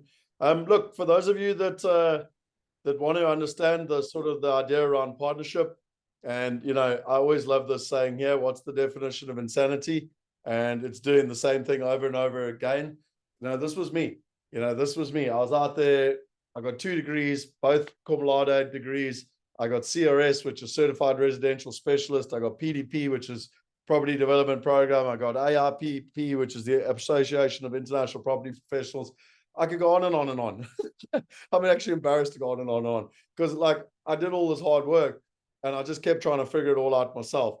And it was this Tony Robbins that really opened my eyes back in 2010. And he literally went, you can do it the hard way. And again, as Einstein said, you can keep doing the same thing, expect different results, or you can do it a different way. And so what I want to share with you is that most people kind of want to do it, but they don't know how to do it. And so for those of you who want to hear, I'll spend the next 20 minutes doing it. If you're time poor, we will send emails to follow up for you. I know a number of people have put in their Wealth Going Global. A number of people have put in their Asset Mastery. And, and even if you don't have time, and you're interested in the mastermind and you want to chat to Alex, just tuck in their mastermind and we can, have a call. But I do think, a couple of people have asked about the slides as well, because this is all the how-to stuff. And we will share with you on the emails how you can get access to the slides, within our university. So the problem with most training, if you take what we've even just been through in the last hour and a half, there's no accountability, there's no monitoring, short-term feel good, failure to implement, loss of focus and effectiveness as it's passed down. And then what? And then if you're just like me or most other people, you blame it. Oh, those guys are bloody useless, or that course is useless, or that book is useless. And they go and try and find the next thing to be able to implement. And so what's important with any learning curve, if you just take time management, because most people understand this, if you're over here and you want to learn time management, the moment you do a course, you're going to go up, but then you're going to fall back down. It's just life. Life hits you in the face, but you will be at a high level. And there's one thing that you have to do, and type it in the chat box if you know what it is. There's one thing that you have to do over and over again to be able to keep growing, basically. Please type in there if you think you know what it is, because it's the key to success. Consistency. So well done. It's consistency. It's repetition. You do it over and over again, you're going to fall off again, you're going to be at a higher place. You do it again, you're going to fall off again, you're going to be at a higher place. But look at where you'd be statistically over those 12 months in terms of that process. And that's what it is. Repetition is the mother of skill. So, when I ask people how they're feeling, and when people talk about portfolio construction, and when people like Anthony are talking about ALMs and asset liability and alpha and all of those things, the big words, most people have got no idea what they're talking about. And so it makes them feel overwhelmed. They don't know where to start. It's an information overload. They know they need to get started, but on what? It seems like a huge mountain to climb. Even where he's showing that people are running out of money at 91, I've had the awful experience of watching people where they've worked hard all their life and they run out of money before they die. And it's a terrible thing. They're healthy and they don't, but money is such a stress. And statistically, 97% of people are going to fail because they're not going to take action. And so, those of you who are still here, and half the room is still here, is that you got to take action, but you don't know what to do in terms of that process. And so I want you to leave here with a plan so that you can take action and make sure that you can get results in terms of it. So this is what we developed over the last 20 years around diversification. And Anthony spoke a lot about alternative assets and diversification, etc. But it's about building globally diversified passive income. It's about diversifying across countries, currencies, assets, partners, and time. We call them the big five. And for me, what most people want, and the people we like to work with, and where we're solving their problems, is they want to diversify. They want to build globally diversified passive income, sometimes in the region of $5,000, $10,000, $15,000, $25,000. They want to learn directly from the leading authorities in each asset class so that they've got the international knowledge and can actually partner with them. I mean, we've got 2 deals at the moment, one in Germany, which is a 6.5% return income return and a 15% total return. So way above the numbers that you've just seen from Anthony. And one in Manhattan, New York. Yes, you heard me right. And that's at a 12% income return with an incredible partner. And the due diligence has actually been done with Calio, which is fantastic. You know, people are busy. Most people we deal with are successful and they're busy, and time is their most valuable asset. And so how do you get effective results in limited time? You know, and ultimately they want to achieve their outcome, and they want to do it in a desired time frame, but with predictability. Hopefully tonight you've witnessed or watched how to do that once you've got a plan. Again, people want accountability. They want an accountability partner. You know, if you're anything like me, you're a type person, you want to make sure you get results, but it's always good to have an accountability partner to make sure you're being held. And then hopefully tonight you've noticed the value of a family office and how it can really help you managing your financial affairs in terms of the overall process. And simply why we're all here, you know, at the end of the day, it's to get results. So imagine if over the next 12 months, you were working on your countries, your currencies, your assets, your partners, your time and time management, your mindset and your strategic thinking, your execution and your accountability, and your investing and reviewing, taking literally into account what Anthony's just taught you and now putting this into practice on a monthly basis. You know, the theory is great. All the little puppies are sitting there in a row eating their food, but this is life. This is what happens. Life is chaotic. And that's why, you know, we've designed solutions with them to help people get results. It's really interesting in the coaching environment. You know, statistically, if people use coaches, 99% of them have reported them to be more helpful. The average person sees a return on investment of 344%, and coaching has actually helped productivity increase by over 30% a year.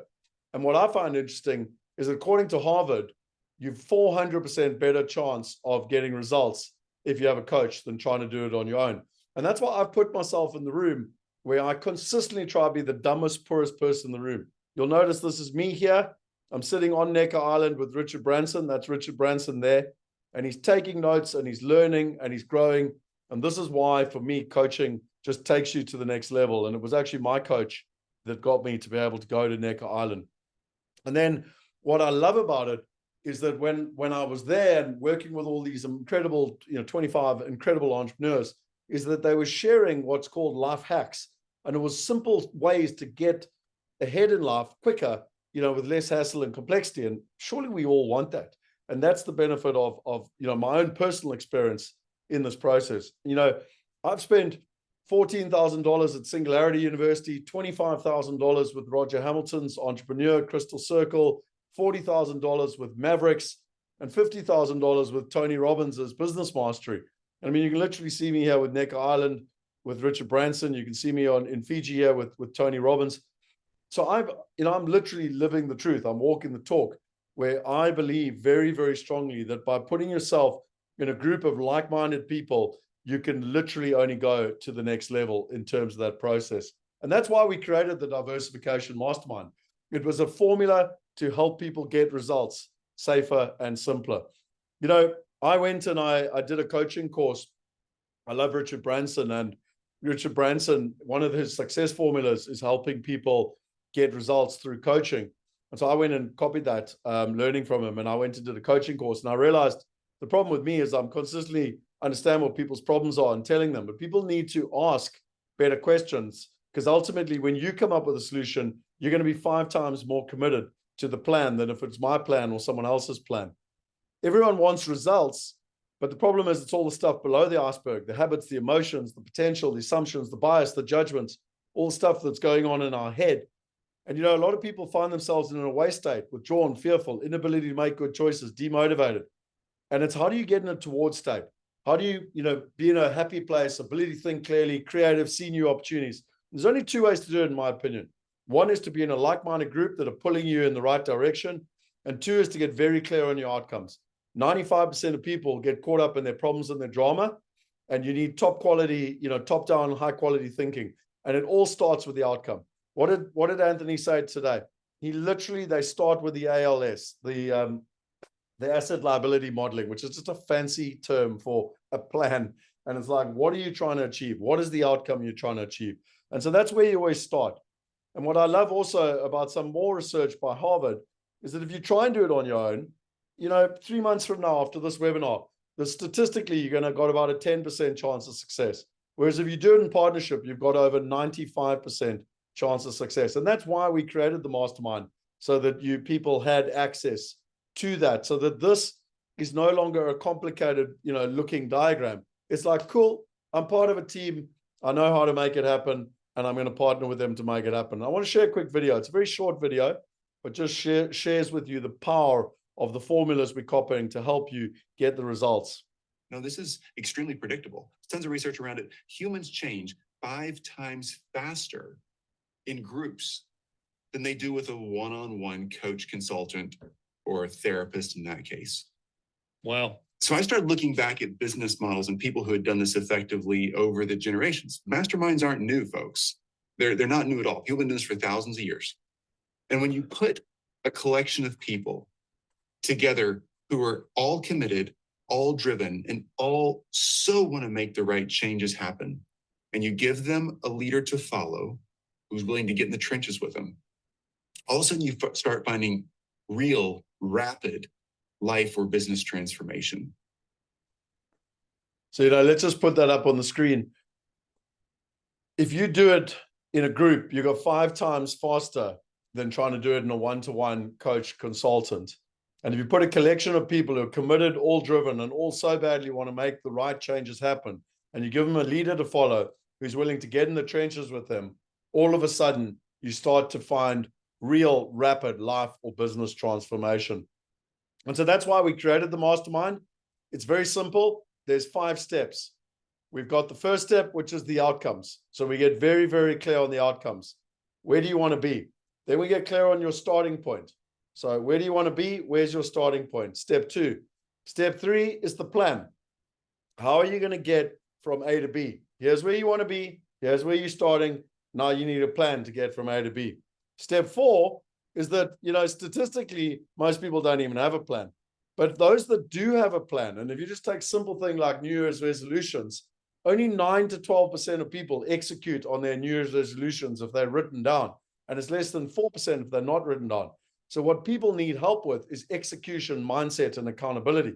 So that's step 4, where we have a monthly check-in to make sure that we're holding people to account, making sure the mindset's working, and we're going in the right direction. And then finally, it's all about investing. And we've got the 5 investment rhythms, which takes a lot of what Anthony has been taken into account tonight.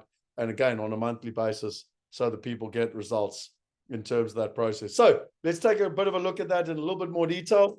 Step 1, as I said, I'm qualified as a global coach to take you through this process. We get very clear on defining your top 3 outcomes. We get clear on defining your top 3 measures, and we write it all down in terms of that process. We take this lighthouse approach. We don't get caught up in the problem of drama. We get very clear on the outcomes. And there's a top coach out of Germany that I took through this process. He's been a wealth coach, for 27 years. And he said he just loved the process in terms of the simplicity and the clarity that people actually get. So if you take just the value on that, I alone, it cost me $3,500 to learn the methodology. And so, it's literally, a steal with me giving it to you for far less than that in terms of that process. So just to be clear, in the mastermind, the first thing you're going to get is you're going to get very clear on your outcomes, which is a value of just short of $2,000. Then the second point is you get clear on the starting point. So this is where we analyze your current portfolio, your current property analysis, plus, if you look, and this is a good example of someone who's part of the mastermind. He had a number of properties. Some of them were cash flow positive, some of them were cash flow negative. And we actually just worked with him in terms of what's the portfolio so that he could get rid of all the negative equity properties. And it created a swing of over £2,000 a month. And it's just amazing when someone from the outside looks in. This has been a problem that he's had since 2008 in the last crash. And in less than 30 minutes, we were able to help him unlock it. So it's always interesting. I've got property in South Africa, Zimbabwe, America, whatever. What do I do with it? And how do I unlock it? And then it's a collaboration with our family office partner. I've explained today who Calio is, who Garth Wellman is, who Anthony are, and why we work with them. And what I love about it is that the people and the feedback, and I've already spoken about this tonight, but the feedback we're getting is from people is amazing to have a consolidated approach in terms of looking at the overall process. So that's step 2. And if you take the value of that, I mean, that's a significant value. Quite frankly, it's actually priceless because, you know, previously no one had access to Callio. And so just the collaboration alone is phenomenal that people get access to it. But the value is just short of $6,000 in terms of that process. So again, to remind you, you're going to get the outcomes, and then you're going to get step 2, getting very clear on your starting point, which is your overall portfolio, your pension plans, your tax, your structuring, everything in terms of that process. So just short of $8,000 in value. The third step is your wealth plan. And this is where, you know, we've got a basic wealth plan. You heard tonight about the ALS through Callio, which is a more sophisticated one, but ultimately you need a plan on how to get from A to B. And as Cynthia said in this, you know, even when life hits you in the face and things derail you, there's nothing better than having the plan. And as she said, yeah, thank God for the mastermind, the partners it brings, and the exponential learning curve you've gifted us in terms of this overall plan. So if you take the value of that, you know, just alone, it's probably thousands and thousands of dollars. I don't know if you can put a value to peace of mind, but certainly that's what it means to me. But we've got a value of just short of $1,000. So to remind you, you've got step 1, the outcome, you've got step 2, the starting point, and you've got step 3, designing your plan to a total value of just under $9,000. Then it's about the execution. You know, it's all good and well having a plan. How many of us have had a plan but not actually executed on that plan? And so this is where it's about staying in that mindset, staying in the towards state. And we do this through a monthly mastermind. There's a whole bunch of modules on time management, on mental health, on flow, etc. But ultimately, it's about an accountability tracker. It's being held to account. It's about having an accountability coach and having monthly check-in sessions in terms of holding you to account in terms of your results. And for me personally, you know, I've been part of masterminds for a long time and accountability and coaching. And, you know, it's an absolute steal at $12,000.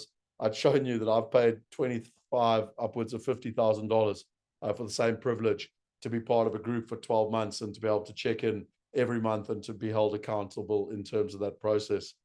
So just to remind you, step 1, you're going to get the outcomes. Step 2, you're going to get the starting point. Step 3, you're going to get your wealth plan to get from A to B. Step 4 is you're going to have accountability and mindset and execution on a monthly basis for 12 months so that you really get geometric momentum. And the total value is just over $21,000 in terms of that process. And then it comes to the investment stage. And for me, we run a rhythm here every single month where, as we already mentioned, Anthony and them come along, they do a market analysis, what's happening in the market. I like to call it a TED Talk where, you know, it's less than 30 minutes. What's happening in the markets? What do I need to know? And us masterminders get to be able to ask the questions. We've got a currency analysis on a quarterly basis from James Painter. We always, every month, are looking at portfolio construction and what is happening in the markets. Then we go deep every month into one of the asset classes. So this month, as we said, was ETFs. Next month is private equity. We've done gold. We've done industrial buildings. We've done multifamily. We've done structured notes. All very good, solid asset classes that you need to know about. We've done London residential, but at an institutional level. So not investing like a mom and pop, but investing like an institution. And then ultimately, it's about investing in deals. And, you know, I just love the feedback that people give us on a consistent basis, where they're learning all the time. And, you know, I love this one down the bottom here, where he just says it is so liberating. Once you've actually learned the stuff, you're no longer in the dark. You actually understand what these assets are and how they work, which is just awesome. You know, then it's about the investment. And this was a deal that we closed at the end of July. 7% cash on cash in industrial building in America, 17% IRR, 3 to 5 year hold. You know, it's got a 2x multiple, which means if you put your money in, you aim to double it over a 5-year period. And it closed at the end of July. We've got 2 deals. I've mentioned one already in Germany. By the way, we've never had an income producing deal in Germany. We finally got one. And it's amazing, actually, because our partners on the ground there have done 3 deals with Callio. And the last one, they had an incredible exit. We tried to get in. We just couldn't get in quick enough. And then another one in Manhattan. We've got one coming up in London. We've got another one coming up in another industrial one coming up in America. So we've got some amazing deals coming up in the pipeline that, you know, are exclusive to the mastermind members. in terms of that process. So if you take that investment value, as I said to you, I've paid upwards of $50,000 for that privilege in terms of that overall process. So $26,000 is an absolute steal in terms of that process. And then ultimately, people return back to step one, because every year we should be looking at the portfolio. So let's just remind you what you're getting. The first step, is you get very clear on your outcome, what you want to achieve. Your second step is you get very clear on your starting point. Your third step is you design a plan to get from where you want to get to, from where you are to where you want to get to. The third step is you hold accountable execution and mindset to be able to get it. The fourth step is you got the entire investment rhythm to, it's one thing having a plan, it's another thing having the execution and the mindset. But as Anthony well taught you tonight in step 6, it's about the portfolio construction, it's about the investment, and it's about the rebalancing in terms of that overall process. If you take that total value, it's $48,000 in total. Now, I've mentioned a few things tonight. I've spoken about Wealth Going Global. I've spoken about the digital course at 6 weeks, where you can learn about the top 5 countries to invest, the top 5 currencies, the top 15 assets, the top way to find the best partners in the world and avoid 80% of the mistakes, and ultimately the time. How do you build it all together in terms of your portfolio construction? I've actually shown you live tonight. And that course at the moment, it's a 6-week module course. And you can buy it online for $397 in terms of that process. We've had phenomenal feedback from people. And then finally, asset class mastery. You can literally go in, you can learn about commercial real estate, multifamily, industrial, medical office, co-living, London residential, first mortgage debt, retail, senior living, aged care, ETF stock market, structured notes, gold and silver, private equity, venture capital, crypto. So you're literally going deep every single month for at least 90 minutes on the asset class. But you're not just learning the theory, you're learning from partners that are doing it. There's nothing better than doing that and being able to invest alongside them and partner with them to be able to get the results in terms of that process. So, the value of asset class mastery is just short of $2,000. And what's important for us, and the final step is that, my philosophy is, if you're going to learn in life, like why read the book when I can go directly to the source? So we actually did a session with Clem Santa in the last 3 months on where he's one of the top global scenario planners.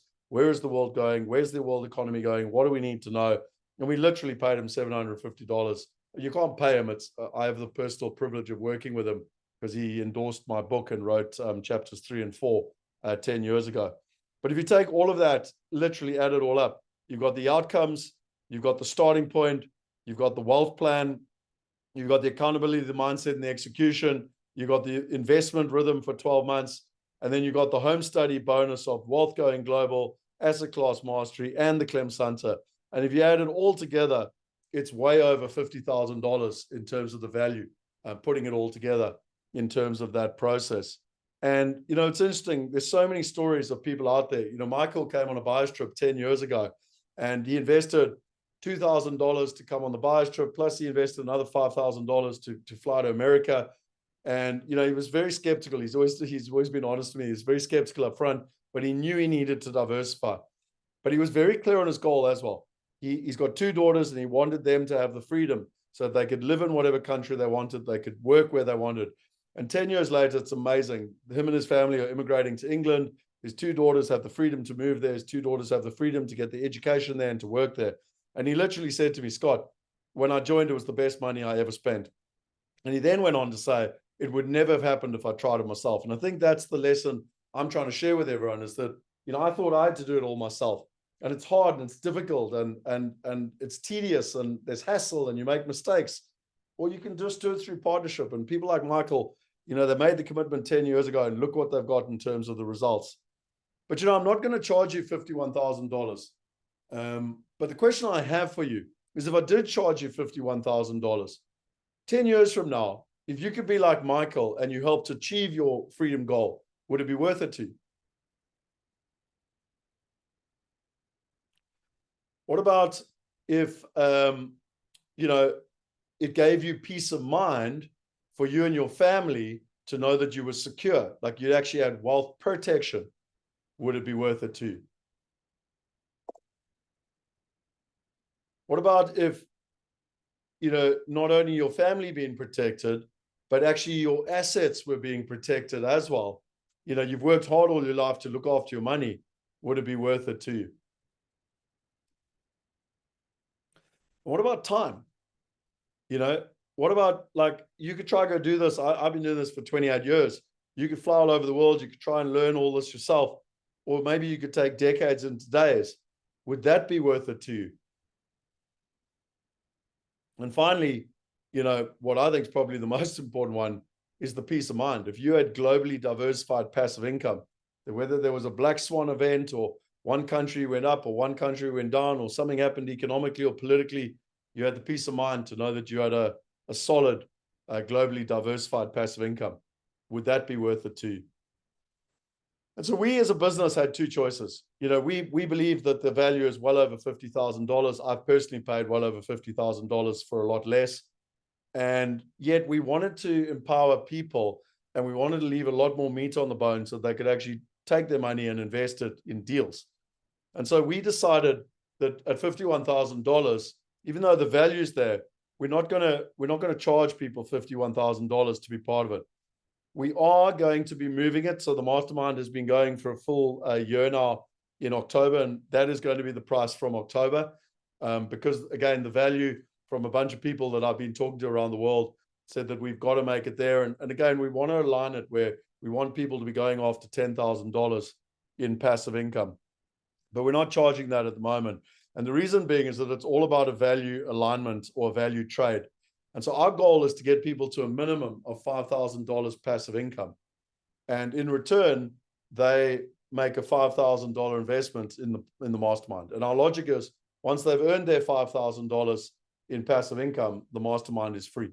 And so that's the value trade that we propose to people in terms of the process. And on the back of that, we were able to persuade Callio to partner with us. So Callio don't work with people. There's no way to get access to Callio. But through our mastermind, it is access. And what they said was, $5,000 is not a huge amount of money, but it's also not a little bit of money.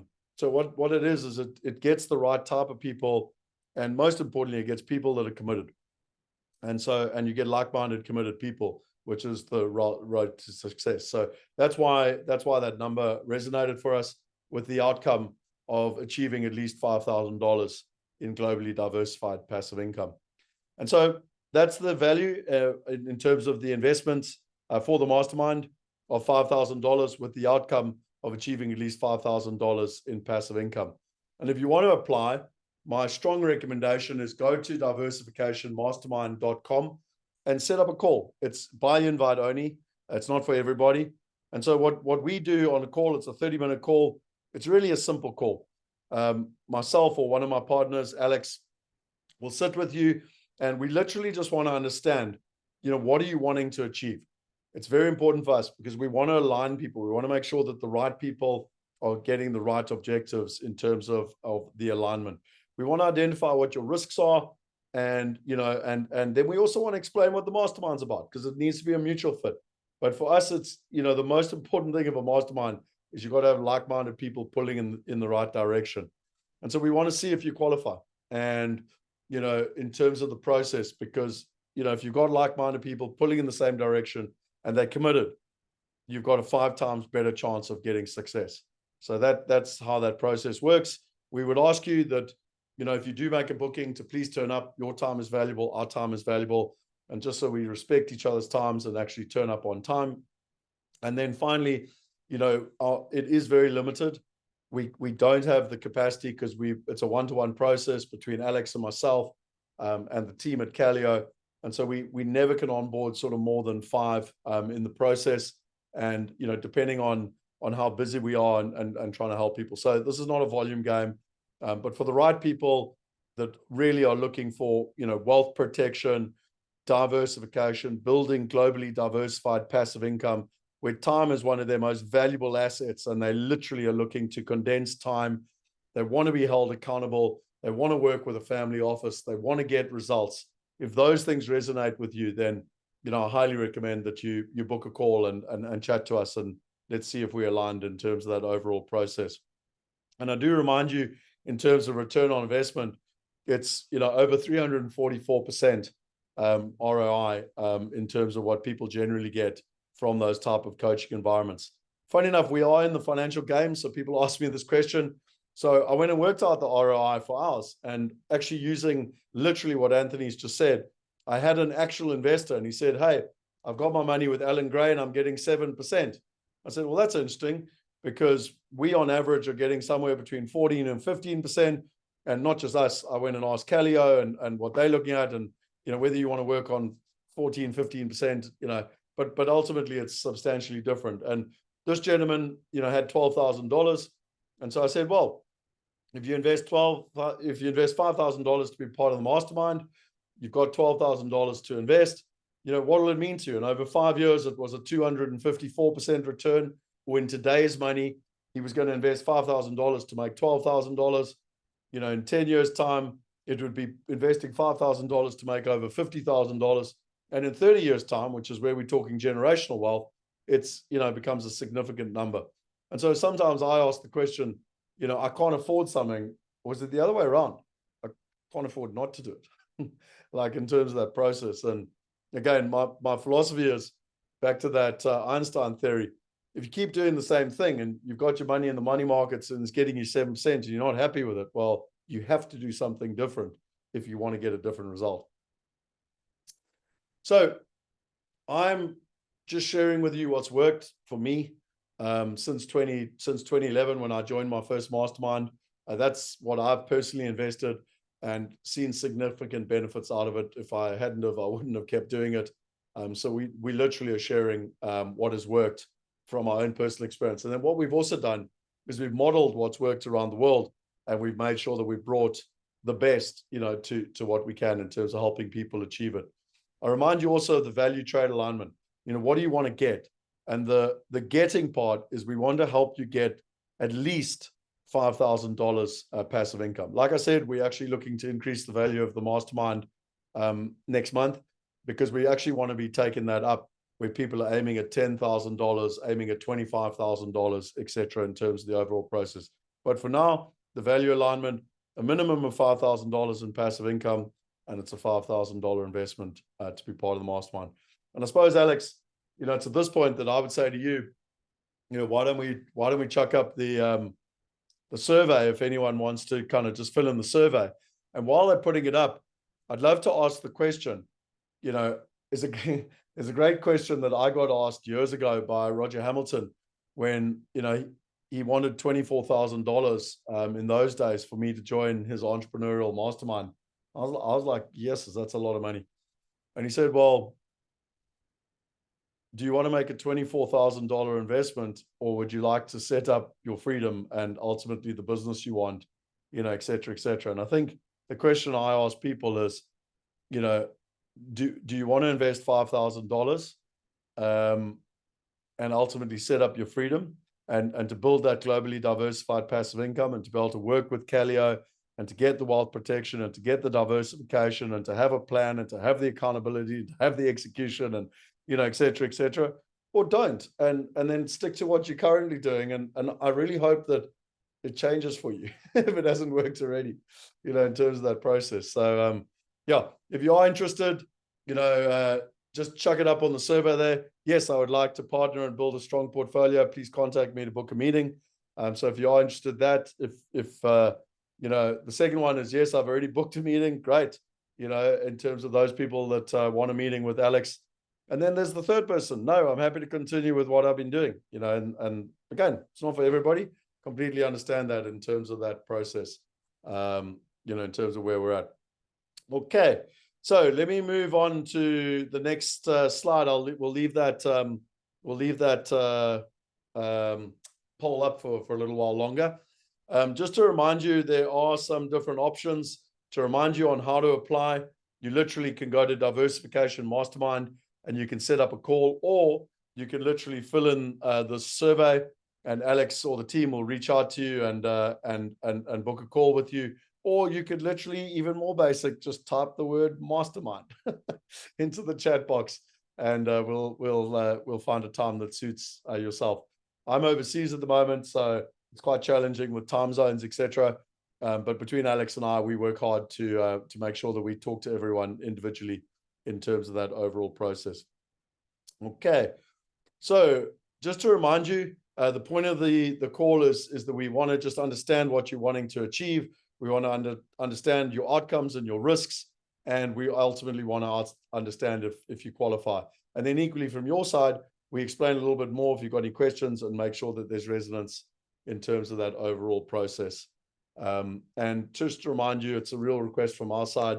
There's no fee to set up the meeting, but please just respect each other's time so that we turn up on time. And there's only a limited number of spaces in terms of every month. So it actually, Alex runs that quite tightly with the team at Callio, because it's quite tricky, as you can imagine, to make sure that we are doing that properly. Okay, Shane, if you could just take down the poll, I'd appreciate it.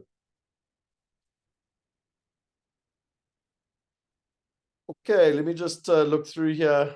I want to just share with you basically this one here, which was just the satisfaction guarantee. One of the things that they say to get results 5 times quicker, simpler, and safer, you've got to have a leader who's willing to get in the trenches. And I think if you've followed me or watched me for a while, you'll know one thing about me. I'm 150%. I can't guarantee you success, but I can guarantee you I'm going to take the horse to the water, and I'm going to hold its head under the water, and I'm going to do whatever it takes to try and help you get results. So, we really have built a lovely little mastermind. It's one of the things I'm so grateful for.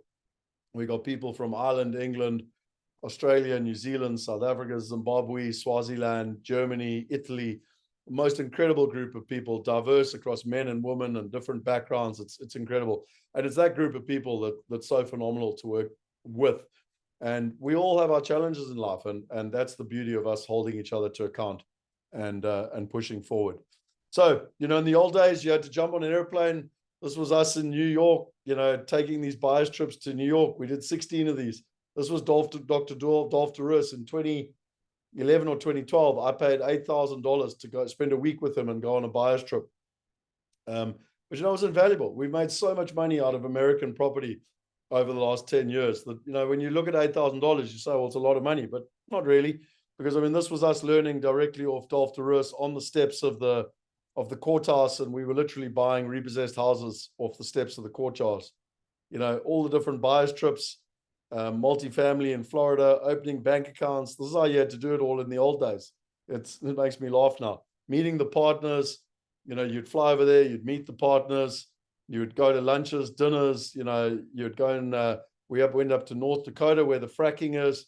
These were incredibly successful businessmen from South Africa, some of the biggest shopping center owners, but they know the value of partnership. They know they can't do it on their own. So they came over and with us to meet partners on the ground in terms of that process. Why do we believe you should work with us? Well, most people are going to have lots of excuses, and it's just the way the world works. And, I'm willing to bet you that if you look at all the different excuses, they often come down to, I don't have the time. And for me, the mastermind's been created for time poor people. So, if you don't have 3 to 4 hours a month, I can virtually guarantee you that you're never going to get globally diversified passive income in the next 10 to 15 to 20 years if you can't invest 3 to 4 hours a month. Secondly, I don't have the money. Well, that's an interesting one as well, because I've explained to you tonight, there's economy, business, and first class. So there's a level for everybody in terms of, but if, I always teach my son, where there's a will, there's a way. Where there's a will, there's a way. And it just depends on how big the will is as to whether you're going to find the way. And the third one is I don't have the knowledge. And hopefully tonight, for the best part of the last 2 hours, we've been sharing with you just a tidbit of knowledge. It's the top of the iceberg, but hopefully we've tried to show you where the substance is and where you can get the knowledge in terms of that process. And then finally, why we believe you should work with us is that, everyone else is going to try and sell you into a box.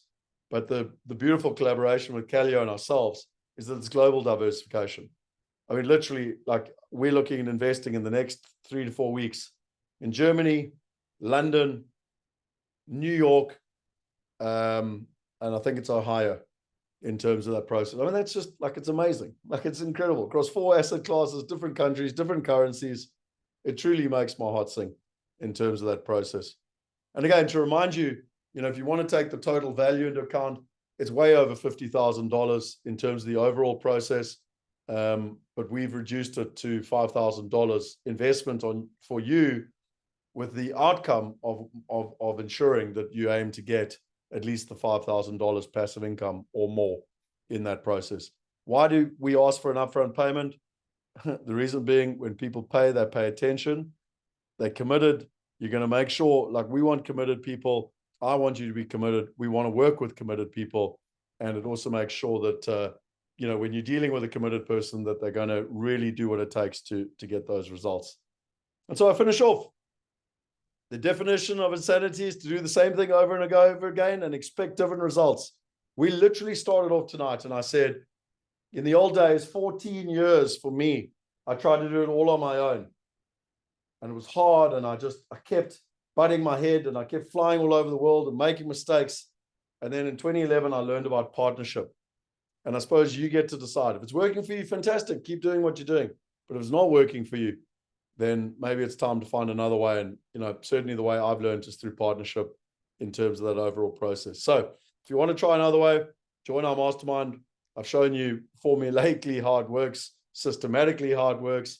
We're happy to share. Maybe, Shane, if you want to just chuck in the testimonials in the chat box, and we'll email it to people as well. But yeah, go and see what other people have to say in terms of that overall process. And then finally, the pain of not implementing.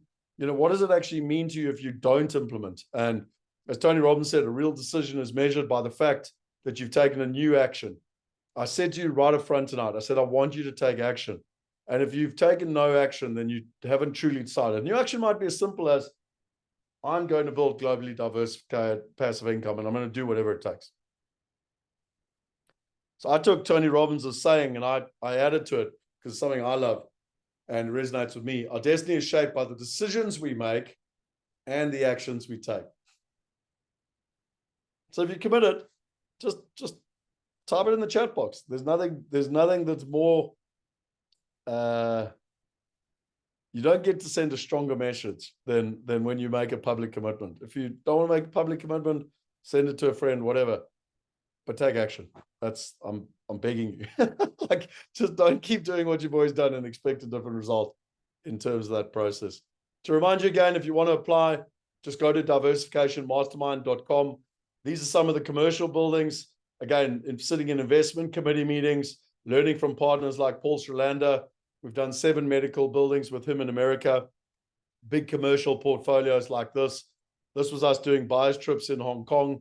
I mean, this is the old days. This is what you had to do. Now you can sit at the comfort of your couch, the comfort of your seat at home, and learn, from all these people. And these are just some of the testimonials that people have said. Scott and his team deliver clear and easy to understand content. The course delivers loads of eye-opening lessons, which revisited in every module, drumming in the info so it sticks. Doing the course has definitely been a turning point in my road to financial freedom. For the first time, I feel like I have direction and a team to back it up. Victor said, I enjoyed the exposure to all the detail information in each of the sections. The information in each section was way beyond what I expected and had any knowledge of. In short, I was blown away. Once my eyes were open to the wealth of information and the opportunity through the platform to access these markets, I have always wondered how to achieve access to these markets. Now I know it all works and how to be financially free. Thanks, Scott and team. Cynthia, I've already sort of shown you what she said, but with her investment with Calio, it's allowed her to pay unexpected costs. It was so liberating. Thank God for the mastermind, the partners it brings us, and the exponential learning curve you've gifted us. And Gerard said, learn more in 6 weeks than I've learned in 20 years. So I leave you with an African proverb. If you want to go fast, go alone. But if you want to go far, go together. If you want to do it all on your own, you can go for it. I've been there, done that, got the t-shirt. I certainly wouldn't recommend it.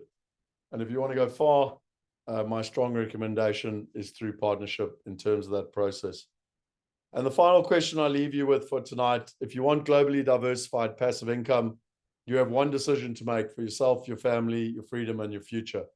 And my real request is just make a commitment to your future self. You in 5 years, 10 years, 20, 30 years, what are you going to do differently? What is your life-changing action in terms of that process?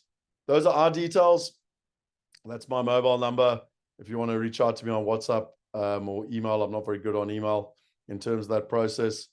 Alex, I want to come to you and I want to talk a little bit about accountability, because you and I work quite closely together with people, and we don't have all the answers. That's the beauty of a mastermind. Like, different people have different problems, etc.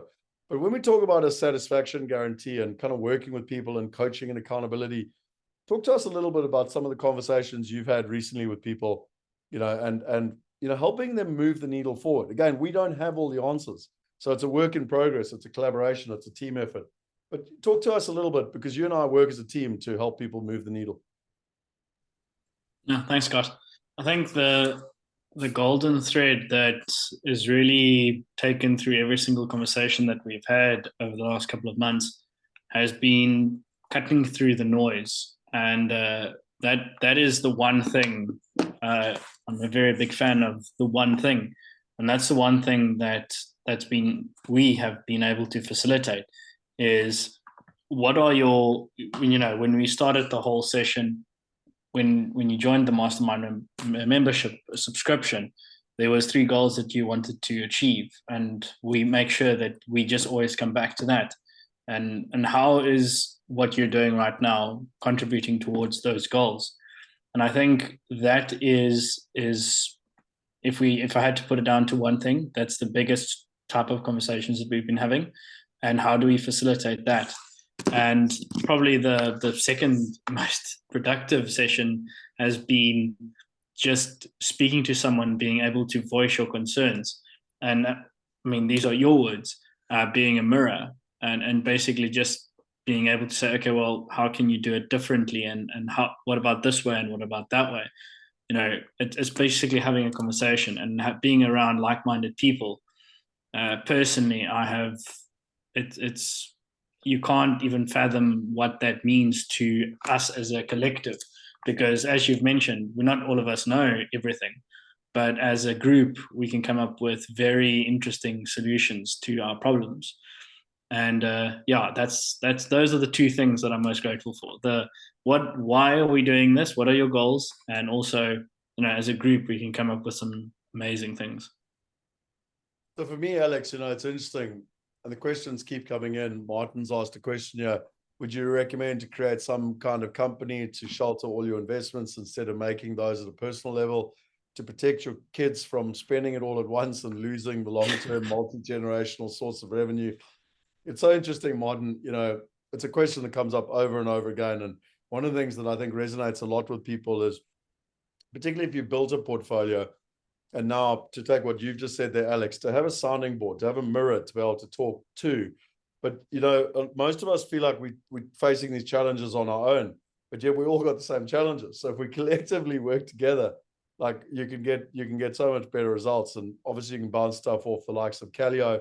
We bring in this whole family package in, because I fundamentally believe, Martin, that if you can educate your children so that they've got the knowledge, so that it's not just about spending, but actually it's about handing over, that not only the knowledge, but the assets, that's when you're going to start getting real generational wealth. So over time, that's why we've actually built Wealth Going Global, and why we built Asset Mastery, so that they're home study courses that not only our mastermind participants have access to, because it's about having very strong foundational base, but also their families, can get access, which is why we've actually created the family package, because we've realized that so many people over and over again have the same patterns in terms of the process. So I hope that helps, Martin, in terms of answering your question, in terms of where we're at.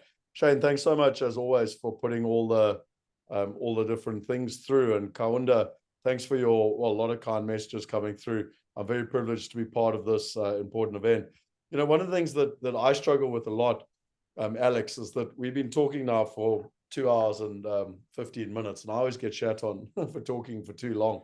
But there's so much to share, and there's so much that I get excited about. And, with Anthony, we asked him actually, just to explain for 15 minutes how to, why the 85%, and he spent the best part of an hour doing it. But, I never wanted to stop him, because it's so valuable, if I go back to those 6 main themes: time horizon, risk tolerance, asset allocation, diversification, personal outcomes, monitoring and measuring and rebalancing. And you know, all of the things that he went through, I've got all my notes here in terms of the whole breakdown. But you know, some people kind of turn around and they go, oh, but you know, I've got a large portfolio or whatever. But you know what I've learned so many times in life is and again, this is not my own opinion. You know, we've had some incredibly large people come in and join the mastermind and actually go, wow, like there's a whole, you know, I need to look at this again from a different perspective, you know. So it's one of these things where sometimes simplicity is power.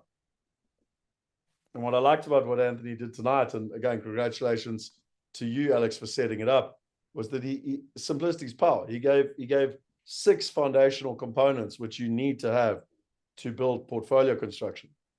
And so anyone can sit there and say, well, if I don't have all of those 6, I've got a problem. And then they've got a choice and they go, well, I could go figure it all out myself. I could go and, like I did, go and get an honors degree and go get a master's degree and whatever and try to figure it all out. Or like I could just partner. It's their choice. You know, do I want to spend the next 20 years doing it myself, or do I want to partner with others? Let's look at the modern. Thanks. I see. Hopefully I answered your question there. There's a couple of frequently asked questions that I just want to answer quickly. For people, I'm not sure if I qualify for this. I do have investments, but I'm not a sophisticated investor. What should I do? I would set up a call. You never know. And what I think is important, if you don't qualify, you know, there's still other ways that we can help. And if you committed, like that's all Alex and I are looking for is commitment. Actually, we committed, and we're looking for people that committed. We're looking for people that want to take action to building globally diversified passive income. And on that basis, we like to find people solutions in terms of that process. So I know some people get scared away by a sophisticated investor in terms of that process. We've got very normal people part of the mastermind, including me. You know, we've got farmers, we've got teachers, we've got accountants, we've got entrepreneurs, we've got business people. So, you know, if in doubt, book a call in terms of the process. I'm really busy and time poor. How much time will this require? So as I said, about 3 to 4 hours a month. Obviously, you can go deeper. There's all the home study courses that you can go deeper on, but it's about 3 to 4 hours a month. And again, I'm being facetious, but if you don't have 3 to 4 hours a month for your future self in 10 years' time, then sorry, nothing's going to help. Why should I invest this money in a mastermind and not just an investment? You know, Warren Buffett says the greatest investment you can make is in yourself. This is about a collaboration. This is about a partnership. There's obviously costs on our side. There's costs on Callio's side in terms of the overall process. And really, again, if it's been working for you to do it all on your own, then stick with that. But if you're wanting to, you know, invest internationally, diversify, get access to the best partners around the world, you know, wealth protection, you know, et cetera, Callio, et cetera, then it's a different way of doing it. And, you know, for the people that can see the value, like I have in all the masterminds I've been part of, you know, you tend to actually 10x your return quite quickly. Yeah, Scott, if I may, just quickly to add to that question. Yeah. I think the biggest takeaway that I have taken from, again, I don't know how many meetings, but probably close to 500, 600 meetings over the last couple of years with people is they, with our tribe, community, mastermind, investors, shareholders, is they have invested into so many different deals over the past 10, 20 years. But now they've invested it, but they it's so complicated. Like a lady explained it to me, like each investment she has is within a different company. Each house she owns is owned by a company. That means she's got 20 different companies that she has to manage.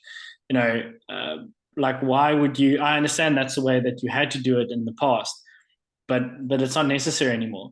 So if people say that to me, like, why should I? What's the value? That's the value is simplifying your entire portfolio into something that you don't need to look at every single day and worry about your companies that you have to pay or somewhat your accountant that you have to pay to take care of that. And yeah, I think there's a lot of value in actually simplifying rather in like really complicating your world. Yeah, no, completely. How can I use wealth going global? And is this part of the mastermind? So again, it's all the foundational stuff I've already shown tonight. I can probably go back and show you quickly, but I love what our partner Shane has built here. Where's it going now? So I'm working on one screen, so it takes a little bit of getting used to.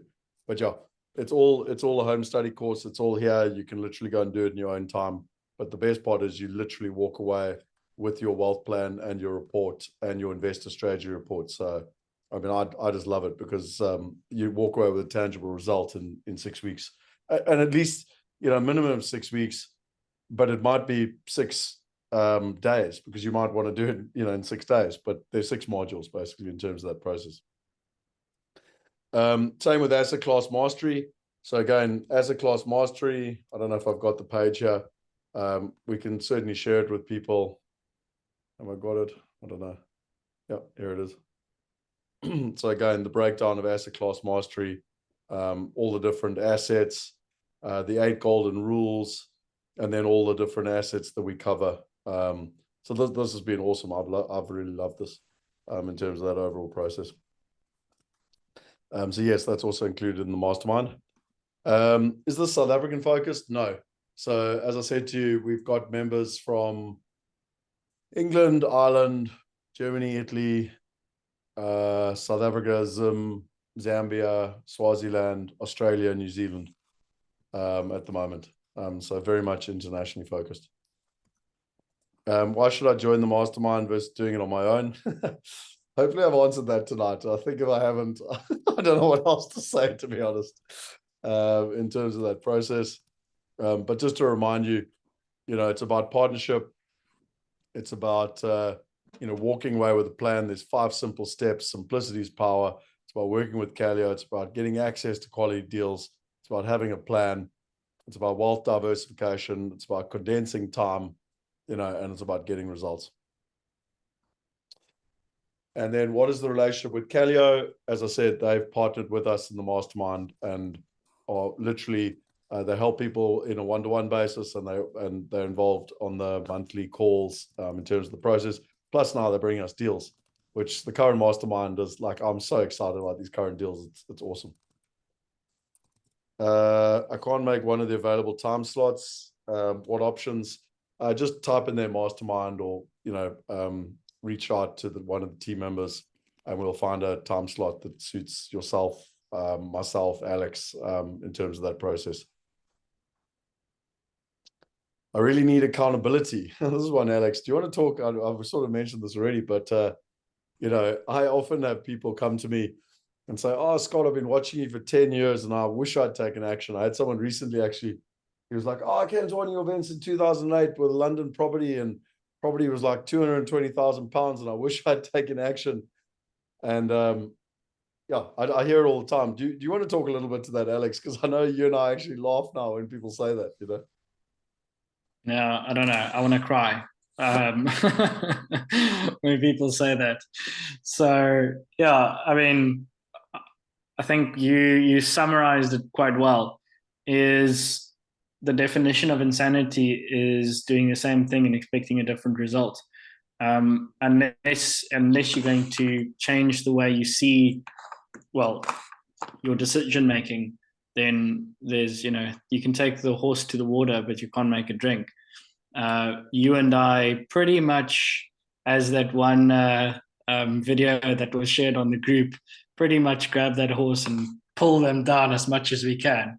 So yeah, we like pestering people. We like keeping them accountable, because ultimately we win as much. Our interests are aligned. The more our investors win, the more we win. And again, you said it, we're both A-type personalities. So we love getting people results. So if that resonates, then no, why not? Whether it's the carrot or the stick. I've got a big stick. I bought a big stick yesterday, so I think I'm tired of carrots now. I'm going to start using the stick. It's happening. Do you have a payment plan? Yeah, look, book a call, see what the options are. 90% of people just pay up front because it's more cost effective for them. But there are some solutions for people, because we actually just more interested in, you know, sometimes people have life circumstances happening. One of the things I have quite often, I'm selling my house in 3 months, or I'm selling my business, or I'm getting my inheritance in 3 months. And I'm like, well, it's a no-brainer. Get started, get everything set up. And so that when the money comes in, you hit the ground running, you know. And also just considering the time of the year, we're about to go into October.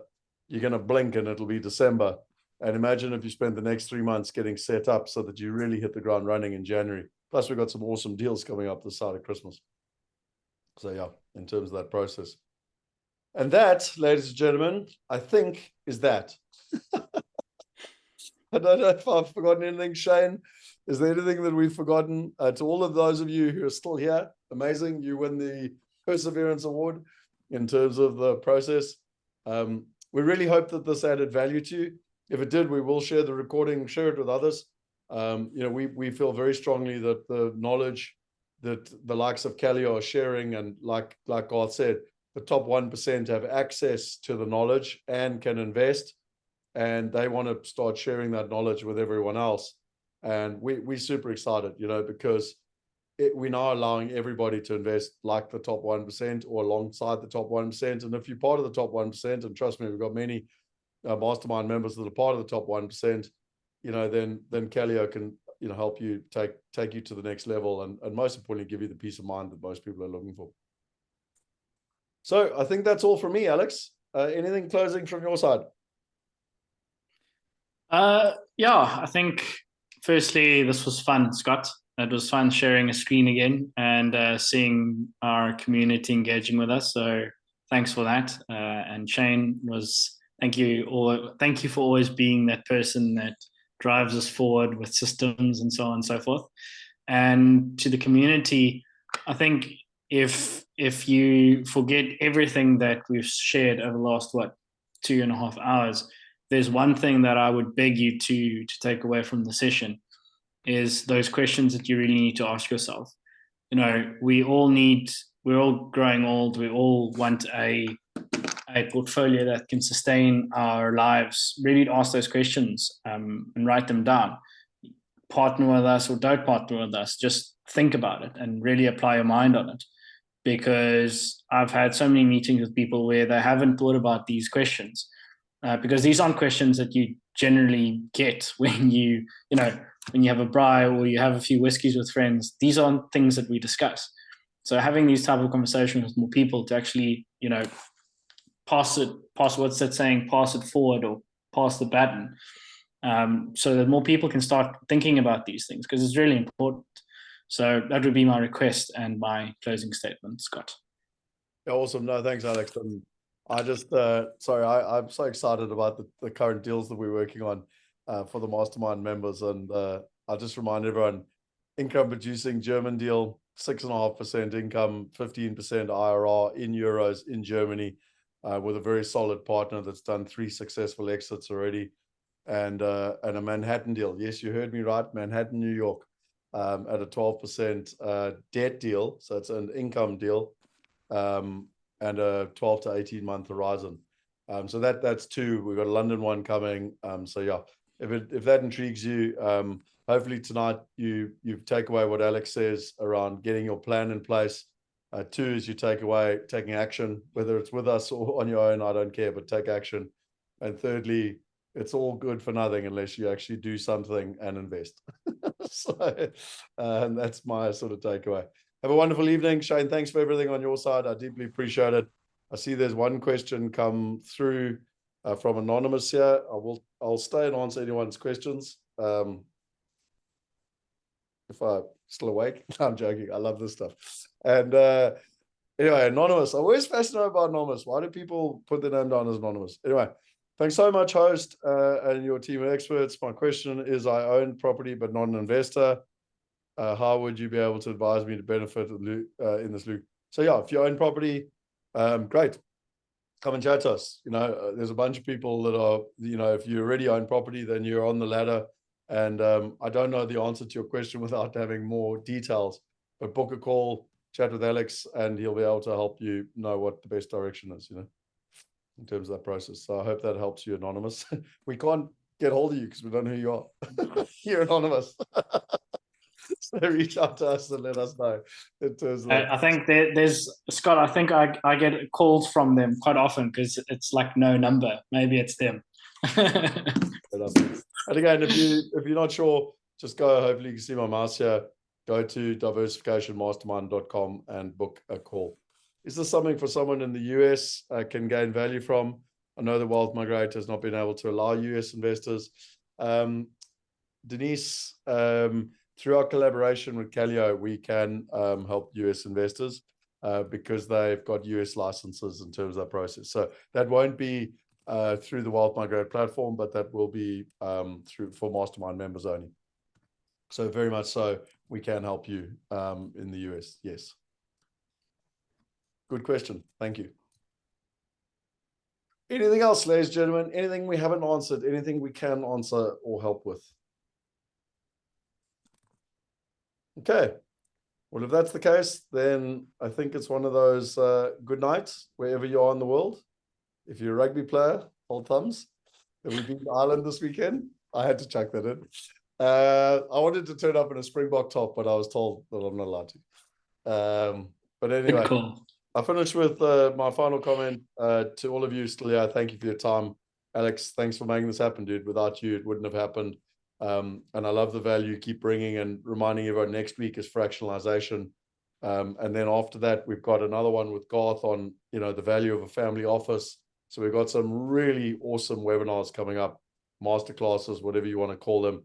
And then we've got a even more exciting challenge coming up in late October, which is going to be a 5-day challenge all around diversification. So watch your emails. Good night, everyone. Cheers.